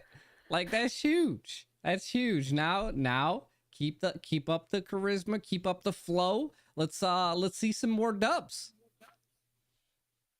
Yeah, it's gonna be interesting to see how well these next few games go for them. I say few. Oh, we're hopeful. I don't know if we're hopeful for 2 more 30-minute games, but Yeah, I just wanted to say someone in the YouTube chat said that he wants 2 more 30-minute games. I think that we're not up for that. Your team is banning. I feel you there. Could be smelling trouble, but I mean they get first pick this time around. You know, maybe this allows them to do. We did try to re-lobby to try to fix some of the problems, but we can't always fix your internet. So Yeah, that's true. yeah, there comes a point where there's only so much that we can do with a central lobby. We do see that Valentina is going to get banned out right away. Definitely not wanting to deal with it. It was a decent amount of offense. I don't feel like Valentina had the greatest role to play, but it still was a menace and part of one of those links of success from Ethereal here. So definitely a good ban on their side. I think Ash got a very big amount of burst damage down to Ashley, and that was kind of stopping Lunox getting into close quarters as well a lot of these times. And yeah, I feel like these stolen ults don't always work. You know, you still have to be very careful. You're still, you know, the same old squishy mage after using given a tank ultimate. Run deep. We still do see that the Ling is going to be taken out there. I mean, some of the shining moments about Ling. I know I talk a lot of trash about Ling because I maybe it's a little bit of personal bias, but I mean the maneuverability, the way he can negate damage, how fast he can move around the map is just such an essential tool for a lot of these teams to put pressure all over. And I mean, and it's something that I actually hate, especially as a marksman. When I play marksmen, I absolutely hate seeing a Ling on the other team because there's not much your team can do to protect you. You know, like Ling's gonna come in, he's gonna land his Tempest of Blades, then he's gonna dash to all of his swords, and then poof, he's back off on the wall. And while you're sitting there dizzy, not knowing what happened, face down in the dirt, and there's nothing really your team could do to stop it. And then we do see Beatrix getting taken out there. We were just talking about how essential her kit is, how much not just damage that she can do, but how much different types of damage that she can do, whether it's just a sniper, the Wesker, the raw damage that she can do with that shotgun, the machine gun, or even the wave clear that she has with that rocket launcher. Yeah. And you know, like and you were talking about this Ling, you know, like I suspect every time I see a Ling ban that there's probably going to be an Eve, and I'm actually surprised I didn't see one last game. They do still leave a Kai open, Julian's open. Like there's some pretty good picks right now. Do we see a Julian first pick? Do we see the Kai? They do top it off to the Julian though. I mean, first it's really Julian's interesting. so I don't good. really see the magic behind Julian. Like. I said the But same thing. yeah, said linear the again same with thing. Xborg, it seems. Yeah. I'm telling you, people they are really sleeping on them. Their favorite. I'm not, bro. Well, maybe it's just because I am awful on Xborg. I find his the mobility problem with him so bad, but I've never actually played him with Hunter Strike, and maybe that's probably the game changer for a lot of people. You saw how fast he's able to get in there, especially with Hunter Strike, as he gets his stacks so quickly with it that he's just zooming around the map, which should be illegal on an Xborg, which how fast he can kind of maneuver himself in and out of fights. We do see that Sicilian being picked up, so they are going to be leaning into the very late game for that type of damage. We do know it takes him a decent amount of stacks. I want to say about 120, 140 stacks he's going to need before he really can start spamming out those abilities. And there, we were just talking about it, there is that Eve. I was actually surprised it wasn't picked last time because Ashley is really insane on an Eve, you know? Like that's a good pick. Leaning a little bit towards more the magic side though, so they're gonna have to switch it up here. Maybe give do we see I don't know here. This was a tough one. Oh, that's a lot of magic damage. That is a lot of magic. Or death. It's Okay. gonna be pretty interesting. I was gonna say too that with an Eve out there, I'm definitely looking for some type of CC, some type of counter for it. You cannot just let a Eve throw down that real world manipulation and be like, all right, let's try to escape. There needs to be some type of Yeah, but answer. the fact is, there are so many better options than Alice. I guess she's gonna be used as a roam hero, but I I can't really have a clue how is it gonna be utilized here. Julian We'll see. We we Jungle. do see that Chef Teasy does pick up another Diggy ban. Dude, I'm baffled. I don't know. I think Yeah, the it's Diggy What? Force. when they do that, it's forcing the other team to ban Atlas.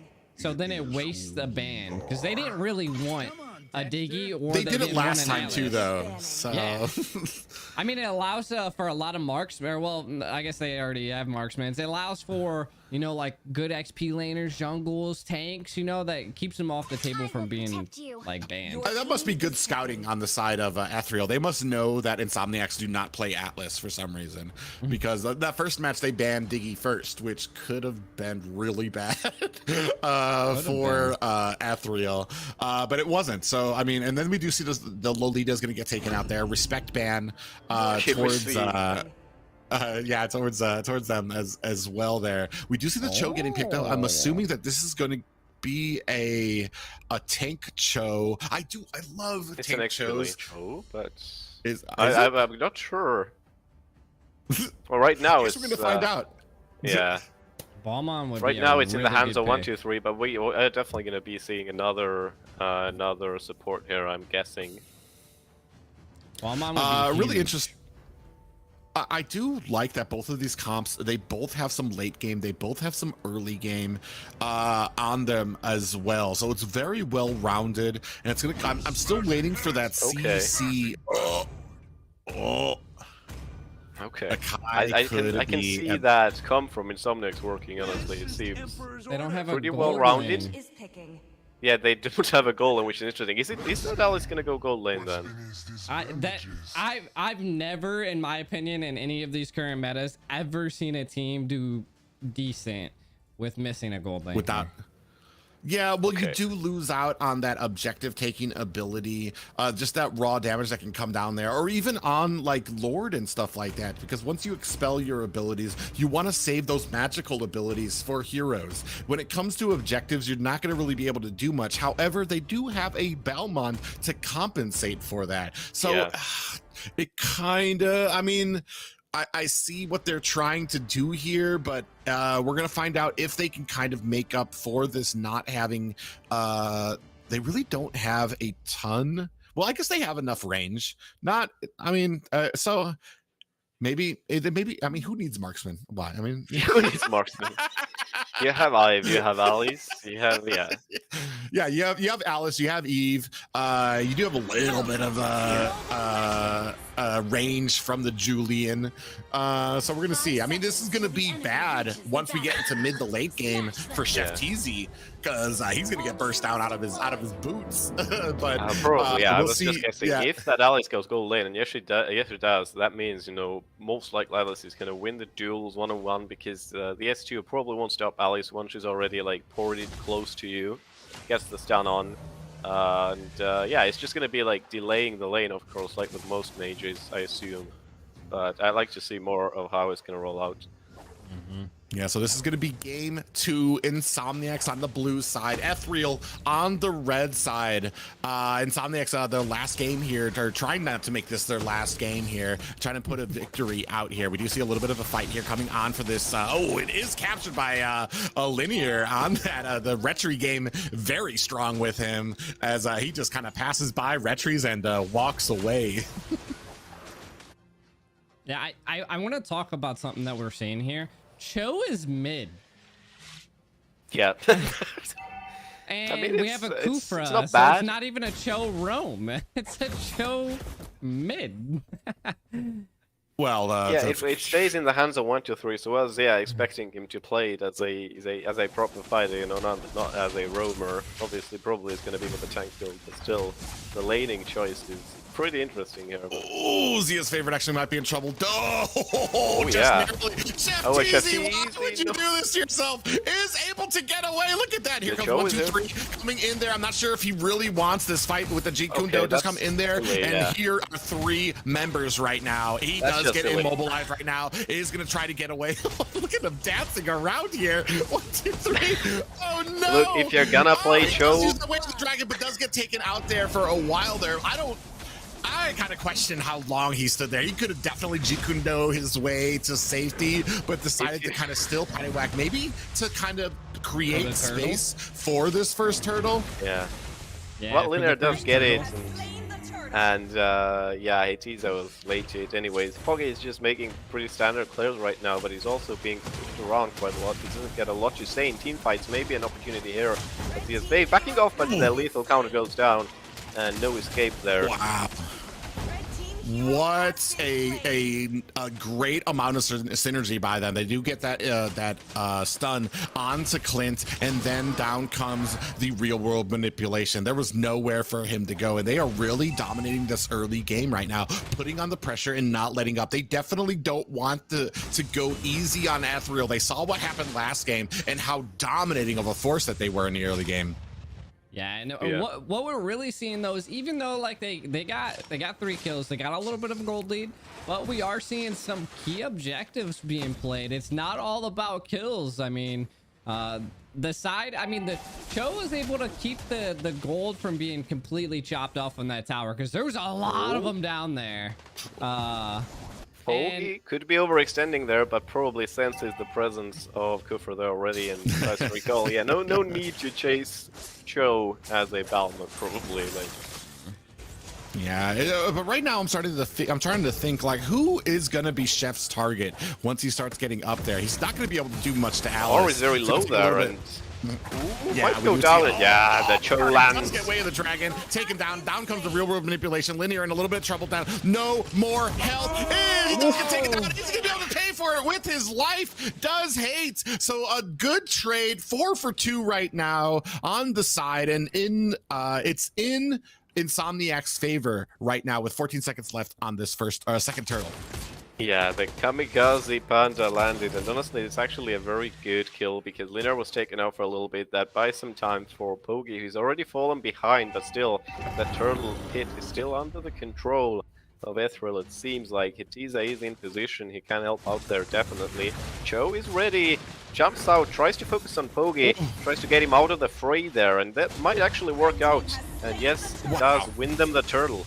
Very well played, actually, from Ethereal's great side. set, Tyrant's Rage by Zia's favorites to get the distance and the time needed for his team to go ahead and pick up that turtle.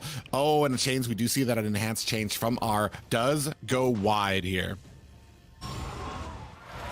I mean, both teams are looking good right now, even though they had a lot of the first bloods and the kills, you know? I mean, again, Ethereal is now coming back here, playing really good, and some of those good micros, like from Zia's favorite, being able to stop the Ballmon from being able to do what he excels at, which is like pushing objectives. Oh, Way of the Dragon.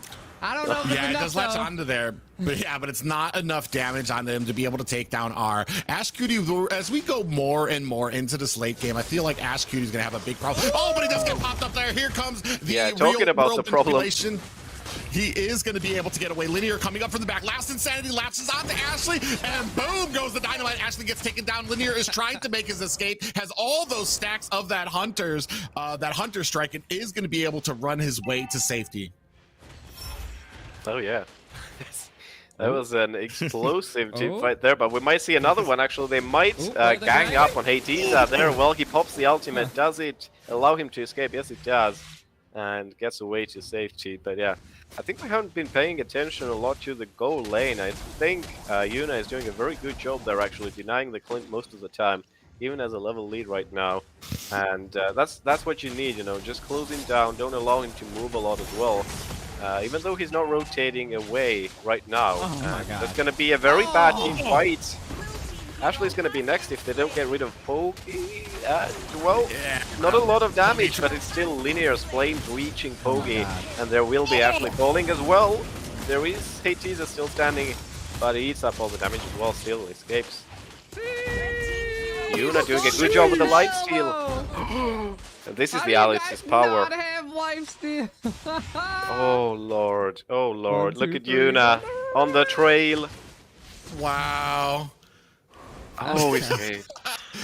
Oh, took him to Juke City there. Not able to catch up is Yuna, but a 6 for 6 right now. So this game has pretty much been tied up. That last fight was just, man, there was so much going on. It was hard to keep track of who was actually winning, and it looked like it looked like basically a tie for both of them. We do see that Pogi is starting on this turtle. Doesn't look like there's going to be much in an answer from the side of Ethereal as they pick that up. And right now, a little bit of engagement happening up at the top. Ash Cutie does get taken down very quickly. Unfortunately, Chef TZ unable to do much there to stop that.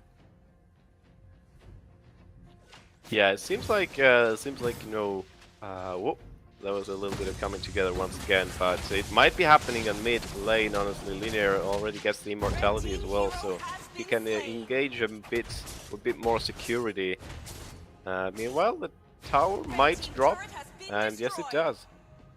On top yeah, lane. we were just talking about those kills don't mean nothing unless they don't mean anything until you start taking the towers, and now it does look like the focus has started getting onto these objectives. Oh, looks like Linear in a little bit of trouble here. Is a lot of damage coming in. We do have the immortality. Revenge coming in, and it is not enough as Dia's favorite gets taken out. Immortality has been activated, and Linear does go down as down comes the real world manipulation, followed by 1, 2, 3 going down as well. 3 kills unanswered by the side of Insomniacs. Yeah, I mean, the Alice is actually the ace up their sleeve. I mean, look at how he just gets in there, gets the stun down, gets the lifesteal, and most of them struggle because they can't single her out as well. There's so many others to take care of, like Pogi, of course, like her as well. Ashley is still dangerous from long distance, so yeah, it's looking bad right now. For Ethereal suddenly. Oh wow! It does look like Executie sensed that incoming conceal play a little bit too late. We do have that Tyrant's Revenge into the Tyrant's Rage. It is able to activate that immortality from Yuna, who does come in there now.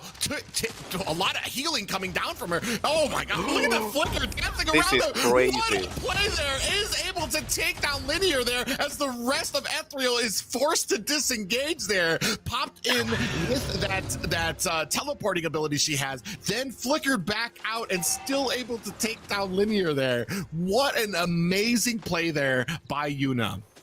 Yeah, that's the clutch plays of Alice and Winter Trench. Like we from the side of Ethereal, we probably need to build some anti heal. Yeah, absolutely. I mean, you have to think about that. I'm sure Yuna has enough blood orbs as well by now that she gets the cooldown reduction from the passive, so it's gonna be pretty smooth for her to get these consecutive stuns landed on as well with Alice. Yeah, I mean, the Cho and Kufra do have anti-heal right now. They do have the Dominance Eyes. Oh, Linear does, and a little bit of a trouble there. And they are poking around. They just cannot get a safe space. They're trying to out-rotate right now. It's the only way that they're going to be able to get, like, some safe jungling minions here because they cannot match these team fighting ability of Insomniacs right now. Yeah, it feels like when it comes crashing down to inhibitors as well, I don't see the deep push ability. There is a Sicilian, of course, who still needs to scale. It still needs to scale. He still needs levels. He still needs items, but he can do a pretty good job defending the base as well if he manages to stay alive. And this is a very important part here right now. Looks like they won't push that inhibitor any further. They switch it up, get into middle, and look at the distance from Ashley, of course, having to get that. Oh, damage down, and surprisingly they get rid of Hatiza, and there is the retaliation finally. Oh, well. Yeah, you see that Pogi's going to have to disengage there. A lot of damage still coming down there. Chef TZ still trying to put on some. Oh, look at that suppression as that Winter Truncheon does activate, and he is able to take down Linear, but returns the favor, not before claiming down Clint as well. But there is nothing that's going to be able to stop this base push. Or is it that we do have 1, 2, 3 in Zia's favor, trying to fend off this attack? He does get popped up by an enhanced chains there. Here comes the G Kundo from 1, 2, 3. They are able to clear away those minions, but they are going to possibly lose this top inhibitor. Here comes Ash Cutie. Still does not have the damage that he wants. In comes 1, 2, 3. Way of the Dragon onto R, but now he's trying to disengage. There is the lethal counter onto 1, 2, 3. Real world manipulation comes out, takes down Ash Cutie. So much damage as we do have minions pouring in to the top and bottom lane. Down goes the bottom inhibitor as the top one looking to follow. We have minions starting to crash in, but it does look like the rest of Insomniacs are going to try and disengage from this and reset on the map. Yeah, from the side of Insomniacs, like, they want to end this early, you know, like, because they have a lot of late game assurance from the side of Ethereal up there. Let's see if they can do it. The Alice is absolutely destroying it. Yoon Cutie just killing it. I thought, you know, maybe not having a marksman was going to be a huge problem here. But Insomniacs is making me eat my words and maybe, I don't know, changing the side of the tournament. Yeah, it's regrouped now. And they have all players standing. There is an opportunity to maybe get back something from one lucky team fight. We obviously saw that from the last game, how much things can change. I mean, we're at the, they're at about a 10K, oh no, about an 8K gold lead right now. Look at how fast they're taking down this Lord right now, though. It's kind of remarkable. So, I mean, they're still kind of behind. They're still waiting on those mistakes from the side of Insomniacs. They're not at a point where they're able to catch up. And I think they're going to need to make something happen here because this next Lord push, I'm not sure if they're going to be able to withstand it. It is going to be a Luminous Lord. I'm not sure if it is. It doesn't have the strength of like those 18-minute ones. So there still is a chance. They just need to be very good, very tight, and very orderly about this next team fight as we do see this Luminous Lord coming into the mid lane. Yeah, I think the second stage Lord only has a bit more HP, and then it does that half Potara's health, true damage, which doesn't really matter because there are no inhibitors standing, there's only the base left, and there's not a lot of players left from Ethereal's side here actually to combat that. Yeah, we do see that Linear is going to go activate that immortality. We still are spinning away, but there is not much you can do to stop that. Unfortunately, I felt like Kufra maybe jumped the gun, jumped in there, got popped up and taken out when he was the only real defense against Ashley on this with this real world manipulation. If he would have been able to catch them with the pop up, he probably would have been able to stop that real world manipulation if he had waited just a little longer. Great game by both teams, but we saw what appears to be more of a draft issue, especially the shutdown of Chef TZ. There really was not much that he was able to do against Yuna on this Alice at any point. And getting shut down there really kind of truncated a lot of the damage from Ethereal, and they just were not able to recover from that. Yeah. Alice did a good job. It was a very right pick into that team. I think you could see how well Alice sustained. You know, against 3 heroes very easily. Just land the stuns, pretty much like playing Esmeralda. You know, but you are also much more useful. Yeah, it's really interesting too. I love seeing outside the box picks. I mean, we were all kind of questioning it. There's no marksman on there. Was going to be an Alice on there, but they were still doing so very well there against it. He tried it, and unfortunately, that's probably one of the, I want to say, bigger counters for a Clint, because there's not, first of all, it's outside the box. You don't see it too often. You never really think about that, but there's not much that Clint can do. What are you going to build? Are you going to build a Demon Hunter sword on Clint to try to combat that? Or like, I don't even know what you do as a Clint in that lane. You're going to have to be leaning heavily on the support of your team. But unfortunately, that early game just was not there to support him. Even in the comp, it wasn't enough. They weren't going to have enough in the early game to kind of support him to get to take off like that. Your team is banning.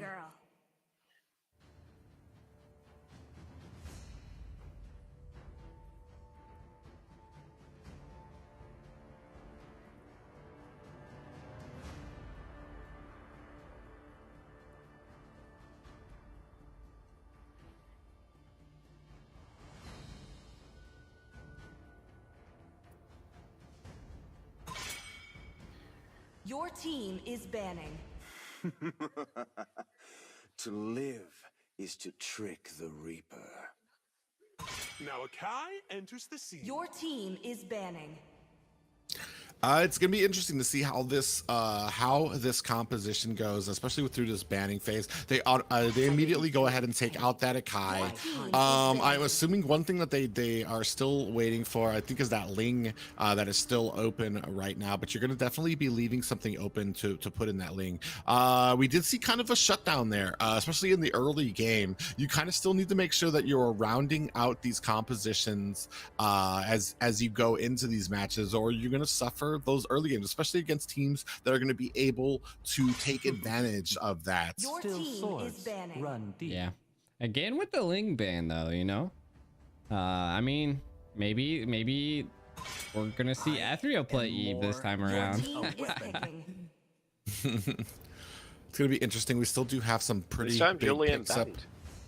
Yeah, he is banned now. So we still have some strong picks up there left. No way. Okay. No way. They were like, bro, you played Alice way too good. Let me take Yeah. it. Alice is the new picker band. This is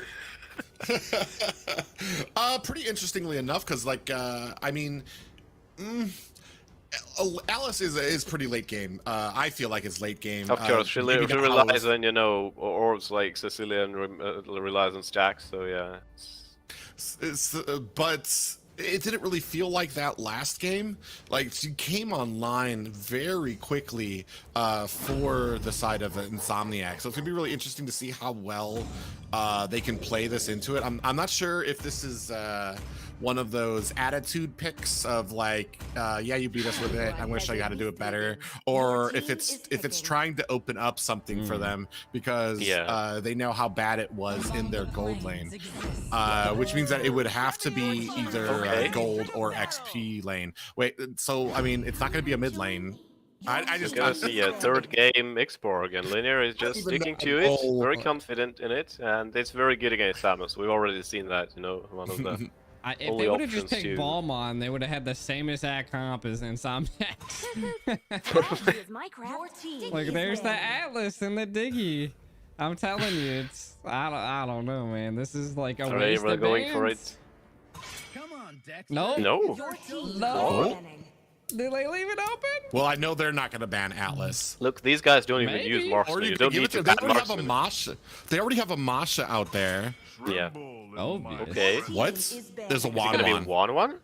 Yeah, exactly. Yeah. We You shouldn't better be too ban loud about it. 1-1. Okay, there it is. There it is. Yeah. Now they get the Atlas. Do they go for the Atlas though? Like, I don't well, think so. They already have the Masha It's out maybe there. not the best for- option, honestly. Against Dive is good, but I feel like Alice can still do a very strong job against Atlas. well, you also have the Eve. Like, you need some type of peel that can stop that real world manipulation. That's true. Harith Your stays, team is and that's picking. gonna be mid Harith, I'm guessing. I'm so confused. Well, we already have Ashley. Well, Are they not gonna go a gold lane marksman again? lane. Is that going to be a marksman lane, Has Harith? to I mean, be. I've seen it. Oh wait, Ashley is also already on a mage. Wait a so second. yeah, Harith. Honestly, Lunox Forget gold lane is more everything logical. that you know. No one As- has as- marksman. Team is picking. What? As we Okay. as casters struggle here to try to inform about what this is, like Yeah, so with the mages, no way. No way Playing we're the seeing same this. game. Oh lord. Oh my god. Okay, know this anymore. is not About- serious, isn't it? Come on. Is this a tournament game? Oh, Jesus. This That's is the a stuff you see in lot of Epic. You see everybody mages. wants to lock in their main role, but everyone turns out to be a mage main, so it's just okay. We Oh, got Lord. a Oh my gosh. a Harith, a Lunox? A Where's the Liu? Luoyi is a roam, I'm guessing then, because who is the roam here? Masha. Masha's the roam. Harris is gonna be mid, and Lunox is gonna be gold lane, I'm guessing. I This is couldn't just tell you magic damage anything. galore. We have Esmeralda, Alice, Yve, Harith, Linux, Lao Yi. I don't even. I couldn't tell I can't you. even tell you. I couldn't tell you what I even pick here. I'm gonna flip a coin. I'd say Israel Are you has like the really? more balanced comp, of course. Ping. 5 seconds till the enemy reaches the battlefield. Smash What them. did it land on? Heads. All troops deployed. Oh lord. Yeah, we're gonna see Harith actually on the XP lane. Yeah, right, because Luo Yi is in the game as well. I completely forgot. Almost. Oh, wow. Oh man, Yeah, we do see that Linear Masha- is in trouble, it seems like. Yeah, Masha just going in there trying to make him expel that that Yeah. retribution. Is he gonna be able to get it? He does. You have to use that retribution, so he's not gonna have it for this first Lethal Wanderer. We're gonna see how well that actually goes in for him. Oh my God, Pogi is already here in there trying to steal the jungle, and I think he was actually able to get it. So it's gonna be good. It means it's gonna stall out how much gold that this X-Borg is gonna be able to get. And he's not gonna have his level 4. Oh, see his favorite caught. Oh, my big old caught.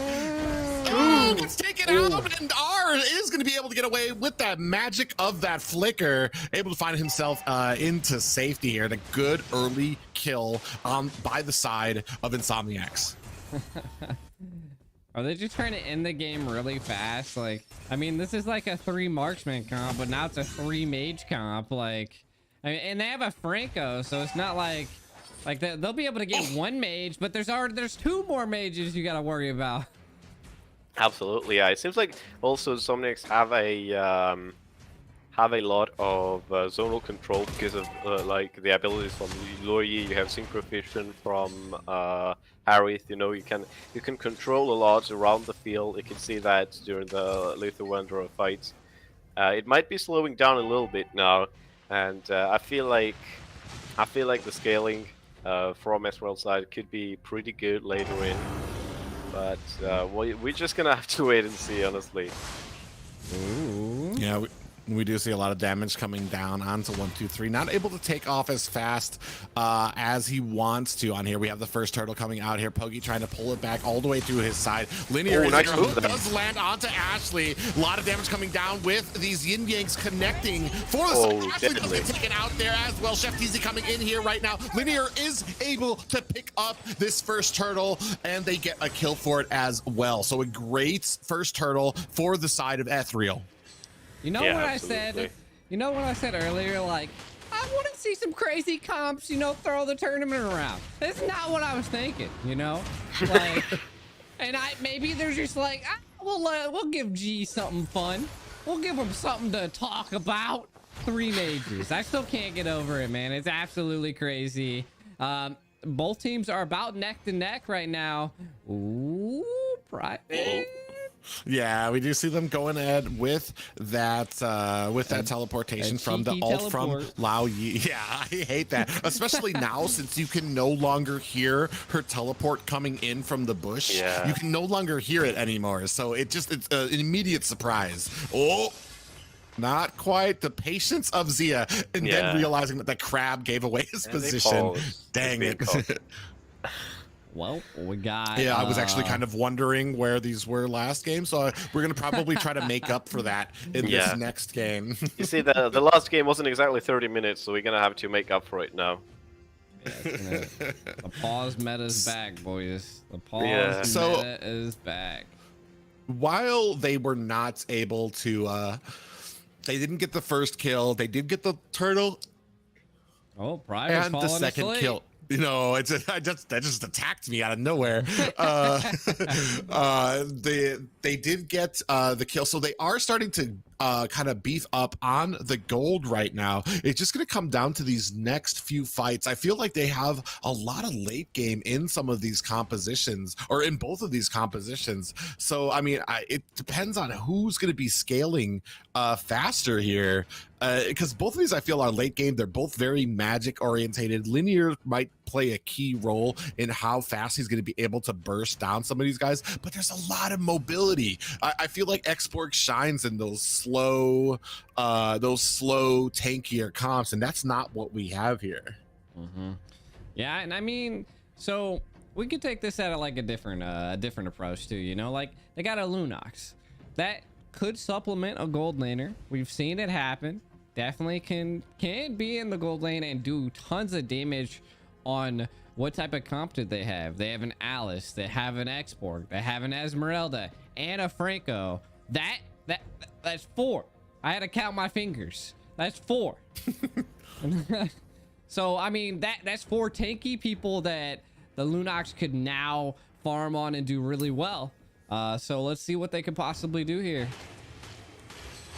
Yeah, it's just going to come down to how fast they can kind of negate to call out that brilliance to bait that out from the Linux, and then try to capitalize on that afterwards, and maybe try to burst her down afterwards. I mean, it's really hard to gank either of these lanes. We do see them kind of waiting here, but there's not really much that they're going to be able to make for it. Hate is in a little bit of trouble. Does get slowed down. Is going to try to get away. In comes 1, 2, 3 on that Alice, but down comes the real world manipulation. Ashley goes down fairly quickly, as Yuna might be in a little bit of trouble activating that brilliance now. She is, but down at the bottom, Chef TZ does get ganked. So a great answer by the side of Insomniacs. Even though top was losing, they were able to kind of facilitate another gank down at the bottom, which did cost a Chef TZ a life.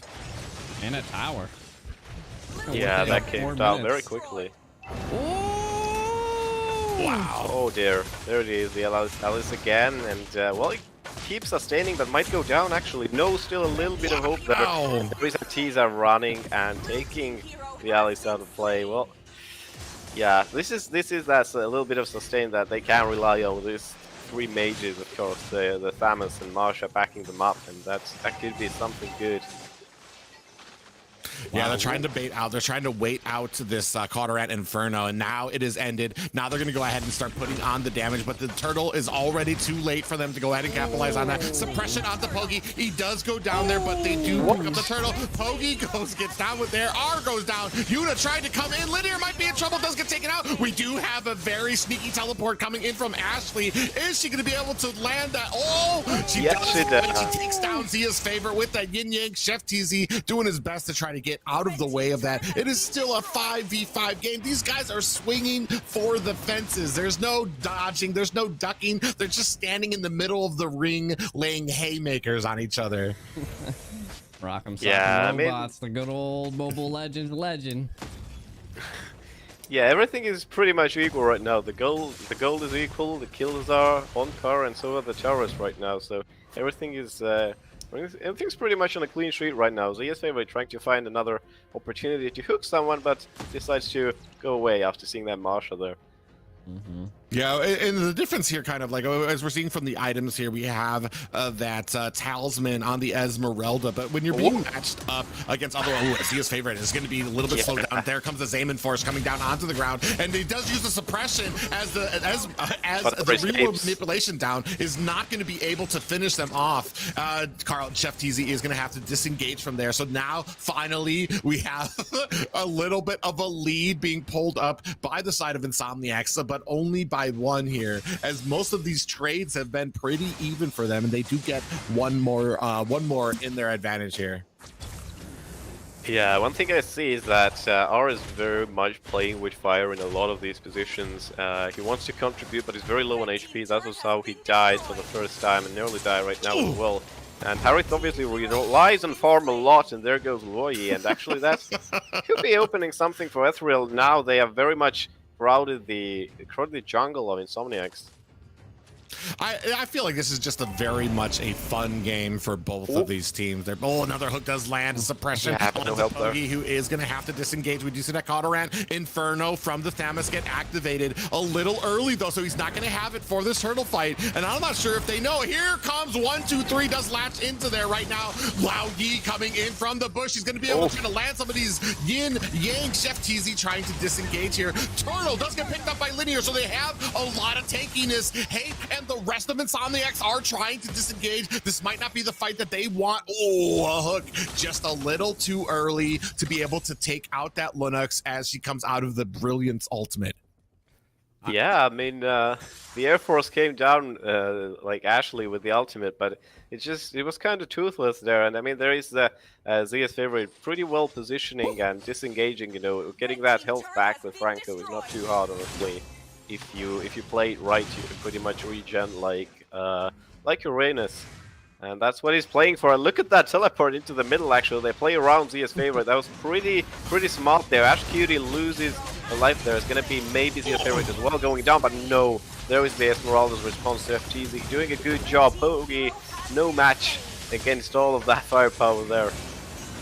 Yeah, and that's the problem here with using such a squishy composition, is that you saw that Esmeralda coming in with that falling star moon, and here comes Chef Teasy still trying to put onto the pressure. It's just the team is so squishy, especially with the shield that Harith gets in his ultimate. Yeah. Chef Teasy is trying to chase him out as Hate is going to go ahead and secure a disengage for his teammate.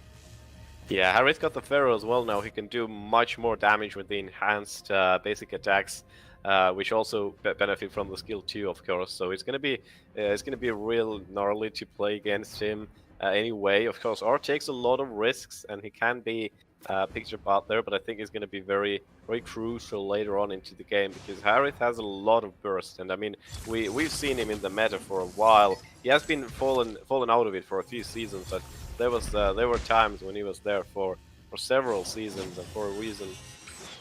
There it is, it just skips past all of them, but Zia lands the suppress, and Dark could be going down. No, still gets the shield, still gets away, maybe no.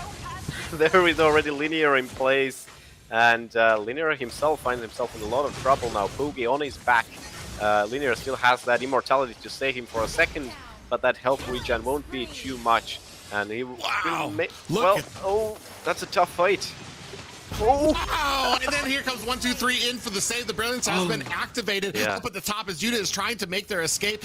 I don't know if they're going to be able to secure this Lord. Oh, 1, 2, 3 is going to go ahead and dive into there. So they do have vision on this Lord. Not sure that they're in a position to try and contest it right now. We do see the Xborg very low. Not sure if he's going to want to keep on going for it. He does. Coming into that bush. I don't know if you want this fight. The rest of it's on the X start crashing in here as 1, 2, 3 cannot reach into there. Linear trying to do his best to run away. Falling Moonstar does come on to Hate as they are all over the map. Ashley goes down right now. This Lord is down to 1/3 health, and in a great position right now is Ethereal. They're trying to burst it down as Franco gets taken out. Pogi able to secure this first Lord, and they are on the chase. Ash Cutie has nowhere to run, is able to get a little bit of a speed boost from that first ability, but man, what a bad state as 2 members of Ethereal are taken down along with that Lord, going over in favor of Insomniacs. Yeah, the Ethereal's draft just looks more well composed, honestly. I mean, looking at how good of a job Chef C's actually does zoning out Hetiza as well. I saw that especially during that fight. You know, tries to keep an eye on that mouse shot. You know, to stop him from jumping on all of these allies. You know, eyes who are very easy to kill by mouse shot. Yeah, that's pretty interesting. Side turner. Yeah, we're going to see how well that they can balance out with this. I feel like we're kind of a little loose and willy-nilly with some of this. We should not have allowed Lao Yi to be able to teleport to that middle bush. Yeah, Ari gets taken out at the top, and down at the bottom, Linear able to solo down this Lord. So a great position for the side of Ethereal here right now. Oh my God, look at those yin yangs connecting for Ashley over there. Doesn't really care. They're not checking these bushes right now. Zia's favorite is going to get mopped up here. Brilliance is activated. He's not going to be able to go anywhere. We did see, oh no, tried to save him right there with that real world manipulation, but Hate was in the way and is going to pay for that with his life, I think. Oh, look at 1, 2, 3 on the chase, gets the orb down. No, Hetiza somehow still getting away, regens the health. The chase continues on. There's another battle going on. Linear actually dies in the center, but 1, 2, 3 still sustaining, but finally goes down. There's just too much damage. She can soak up all of it. Yeah. Wow. What a play there. I cannot believe that Hate was able to survive that. Just turned on the brakes, whoop, right back into his team, and then into the Lao Yi yin yangs. And those are becoming, now that we're starting to get in the mid and late game, they're becoming a lot more dangerous, a lot more powerful. And not just that, but they're starting to really capitalize on the ultimates from Lao Yi. Yeah, absolutely. I mean, they do a good job, you know, moving around the map with it, and they mounted several surprises actually. especially playing Zia's favorite out of a situation, you know, where he should be present. And Heitiza not very sure what's going on here, but finally notices all of them. It's all going down now. And Pogi, well, he's in the center of it. He tries to soak up all the damage and sustain from Linear as well. But here comes in 1, 2, 3 already doing what he does best. Gets the stun down, but Yu gets the 7th kill already. It's so crazy. Wow. Harith able to escape there. We did see that Alice dove way back into the back line to go ahead and latch on to Ashley. Able to pick up that kill there right now. We do see that Yoon coming in with brilliance. Is it going to be enough? R! Look at that falling star moon coming down. R goes down as well. And are they going to be able to chase away that thunderclap? Does latch on to Ash Cutie, and now they are trying to chase on to Chef. It is now a 3v3 still as this Luminous Lord, they're looking to get a good position for this Luminous Lord. It's not 3v3 actually, it's 3v4 now because Lao Yi just came back up. Wow. Yeah, Lord has been melted. Well, the Linear is still fighting for that blue buff, but he's gonna be taken out very soon if he continues on extending like that, but gets away with it, so all good right now. And well, Pogi is testing the grounds together with Ashley there. The yin yangs, they do hurt, especially if they're forcing, you know, if they're forcing them to scrunch up together. It's going to be really tough to fight against that from Ethereal's side. I feel like these next few pushes are really going to state whether or not this game is going to be ending in the next few minutes. It depends on how, like we said, how it looks like they're not even going to be able to make it. Oh, we do have a teleport coming in there, nice so they teleport. are being. Yeah, but unfortunately, none of the team members really in the way. Nobody was just there, kind of right on the mid lane. Yeah, we see R kind of, we do that. Zayman Force does come down for the Harith. Real world manipulation coming down here as Poggy taking a brunt of the damage. R gets taken out as well. Suppression onto the Thamus. He does get taken down. That's 2 kills unanswered for the side of Ethereal right now as the rest of Insomniacs are on the run, trying to get away. Chef Teasy doing his best to chase down Hate right now, but this is 3 health bars of Hate that you're going to be having to compete with. Yuna comes in for the answer. Chef Teasy gets burst down, and now Yuna in a little bit of trouble here as we do see 1, 2, 3 is trying to latch on Yuna. Oh, we do have a suppression from that from that ability right there. Linear is gonna have to disengage right now, does get taken out there right now. It is a 2, we just had 2 people out right now for the side of Ethereal. Hate, ew, just misses with that hook from the Franco, but down he goes with the help of the real world manipulation. Yeah, that was a crazy exchange, and actually it's not the first time Zia did a crazy mistake there. Once you know, they exited the bush where they poured it to Insomniacs.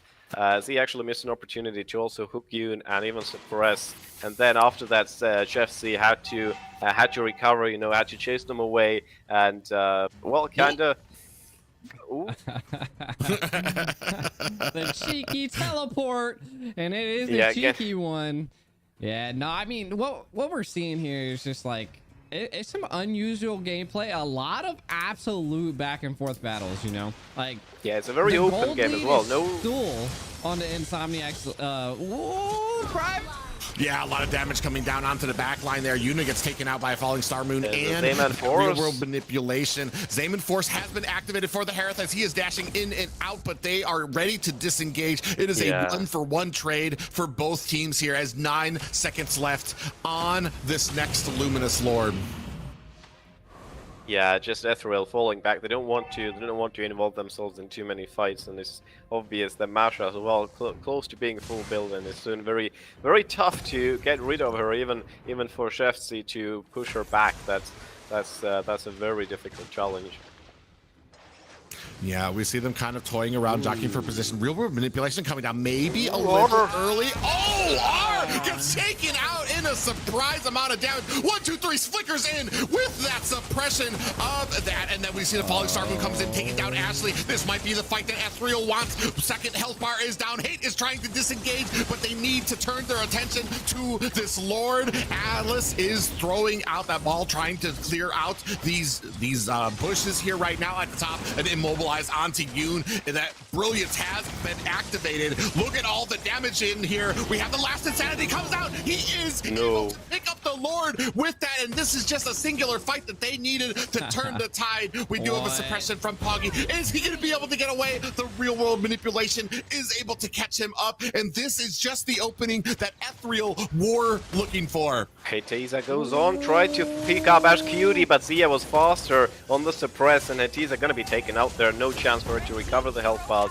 And there it is. And Ethereal suddenly turning it around, and this is now all comes crashing down. The Lord comes marching in as well. They need to end it. Yeah, here. we do.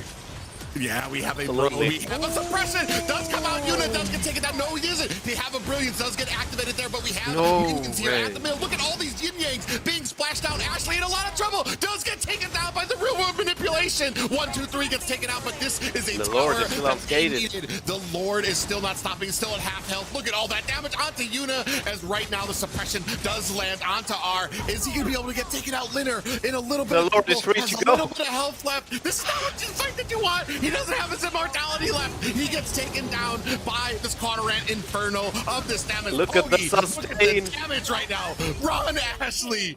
Oh no, and this is not the fight that you wanted. They had such an advantage right now. Look at the minions down at the bottom. They are going to be putting on a lot of, look at that. Are they going to be able to stop at a time? They're not. And up at the top too, they have minions, but I don't think that these minions are focused on the tower. The other minions were able to get in the way fast enough before they were able to lock and get the aggro onto the tower. So right now it is it's 2 towers versus 2 towers, two inhibitors versus the one that they still have left, and Lao Yi is clearing out the rest of that tier 2 tower.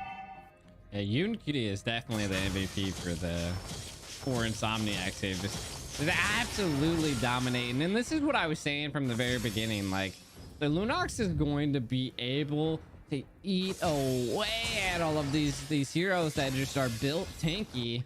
And we've seen a lot of teleport plays, but we haven't seen anything that's gonna like blow my socks off. So I definitely gotta give it to Yoon right now. I don't know, man. This is again anybody's game. Yeah, Absolutely. And I mean, yeah, go on. Well, they've been catching. Oh, there it goes. Hate gets caught, but that is not. Nope. That's not who you want. I know you latch onto there. You can retreat. You don't need to latch on it. They weren't even able to take off 1 health bar. Oh, we do have a teleport coming into the back line. Look at 1, 2, 3. He's just sitting there waiting for them to come in. Here comes the real world manipulation. They were prepared for Ashley. Unfortunately, for Ashley, in a little bit of trouble, is trying to run away. Activates that sprint. Is trying to slow down Hate right now. Look at the mid lane as they are chasing down right now. That Zaman Force has gone down, but he is too far away from it to capitalize on all of those dashes. Down comes the Falling Star Moon, gonna take advantage of all of that shield, and they are trying to burst down. There's fights everywhere right now. Hate get popped up and taken down right now. This next Lord is definitely gonna be going over. Yeah. They don't notice Pogue inside of this bush right now, but it does look like he's gonna go ahead and teleport back home because they oh no, he's not. I don't know what's going on. They are waiting right now. They're gonna take up this Lord. I don't know if Pogue's actually There's only 2 of them. This. But Yeah, 1, there's 2, only 3 2 of them rotating right now. over. I don't think he dares to challenge it, honestly. He does. Yeah, He Linear's got gonna go Queen's ahead and Wings keep on this. recently. He can sustain a lot longer with Queen's Wings, but I don't think... Well, he takes it on. I mean, he had a 1-on-3 fight earlier, but he's trying. He's heroic. He's still trying. Did he get the Lord? No, he did not. Oh. Yeah, he had the Cauterin Inferno out before the suppression came out, so it was a chance, but and a good effort by the Thamus, but just not enough there. Look at the damage that Ashton's taking just from Chef TZ. You don't usually get that much damage because you usually are working with such tanky compositions, but with him able to come in on there, but here comes the real world manipulation, going to be trying to zone out. Here comes the brilliance right now. Zia's favorite does flicker in there. I'm not sure. We have the immortality coming out, a lot of damage coming out, and here comes the Lord. Is this going to be the first victory for Ethereal? They take it here tonight in their inaugural first series victory. GG, Ethereal. Beautiful. I mean, from the very beginning, so many mage picks by the side of Insomniacs was kind of sus, you know? Like, I was like, I don't know, dude. That's just not the comp I would pick. Another record-breaking game. I think we saw 5 Radiant Armors, you know, so much mages. 6 mages all around. I know that wasn't the most technically sound game that really gave us an example of the comps or the meta and stuff like that. But it was a fun game, and you can tell that both of these teams were having fun playing it. And honestly, it's something. It's especially with some of these picks. I mean, when's the last time you saw a Harith out on the field? Yeah, exactly. So it was a fun match to watch. But congratulations to Ethereal. Just as we started coming into the late game, especially a great read by 1-2-3 there for that teleport from Lao Yi. That was ridiculous. Yeah, it just automatically, as soon as you saw that, Lao Yi tried to come in there, but 1-2-3 was ready on that Alice, came in there, burst them down, then came the real world manipulation. They had a little bit of trouble toward the beginning, toward the mid, with Ash Cutie getting caught. Those real world manipulations would come, and then just as soon as they came down, they would come back up again because Hate would start charging in there. So they started waiting more for themselves to kind of have an opening for it, which is really what kind of helped them in that last engagement there, is that those last few engagements where Ash Cutie just wasn't really getting caught anymore. So she was able to lay down that ultimate, able to put down the damage and take down people like Ashley, able to take down R, and it was basically the game saver for them, I feel like. Yeah. Well, GG's. Definitely some crazy games. That does end the night. Ethereal taking home the first 2 dubs of the series. Absolutely crazy. All of this games today have been action packed and just been intensely long. Yeah, absolutely. I mean, we didn't see the 3 30-minute games, but we definitely saw very entertaining ones. Yeah, two best of 3 series is you can't argue with that. And especially this last one, it was pretty intense. Both these, I like that both teams were comfortable enough to kind of loosen up a bit with some of their picks. They saw 3 mages on there, they're like, oh yeah, we'll do 3 mages too. Screw it, let's go, balls to the wall. And ended up with Ethereal on top, and you couldn't ask for a better close of the night there. No, exactly. Absolutely. Exactly. Well, that being the last game of the night, GG's Ethereal. Thanks for everybody that was tuning in. Make sure check out the GoFundMe, support the channel as much as you can, support the 3 amazing casters, including myself. You know, you can find all of our socials inside of the links in the side of the description of the YouTube. Do you guys have any last says? No. No. Well, tune in for the upcoming weeks. Obviously, the season is still going in strong, so we expect to see you guys soon. Tune in for the streams as well, and bye bye from us then. All right. Yeah, it's been a great week, a great comeback for a great reset back into the squad league.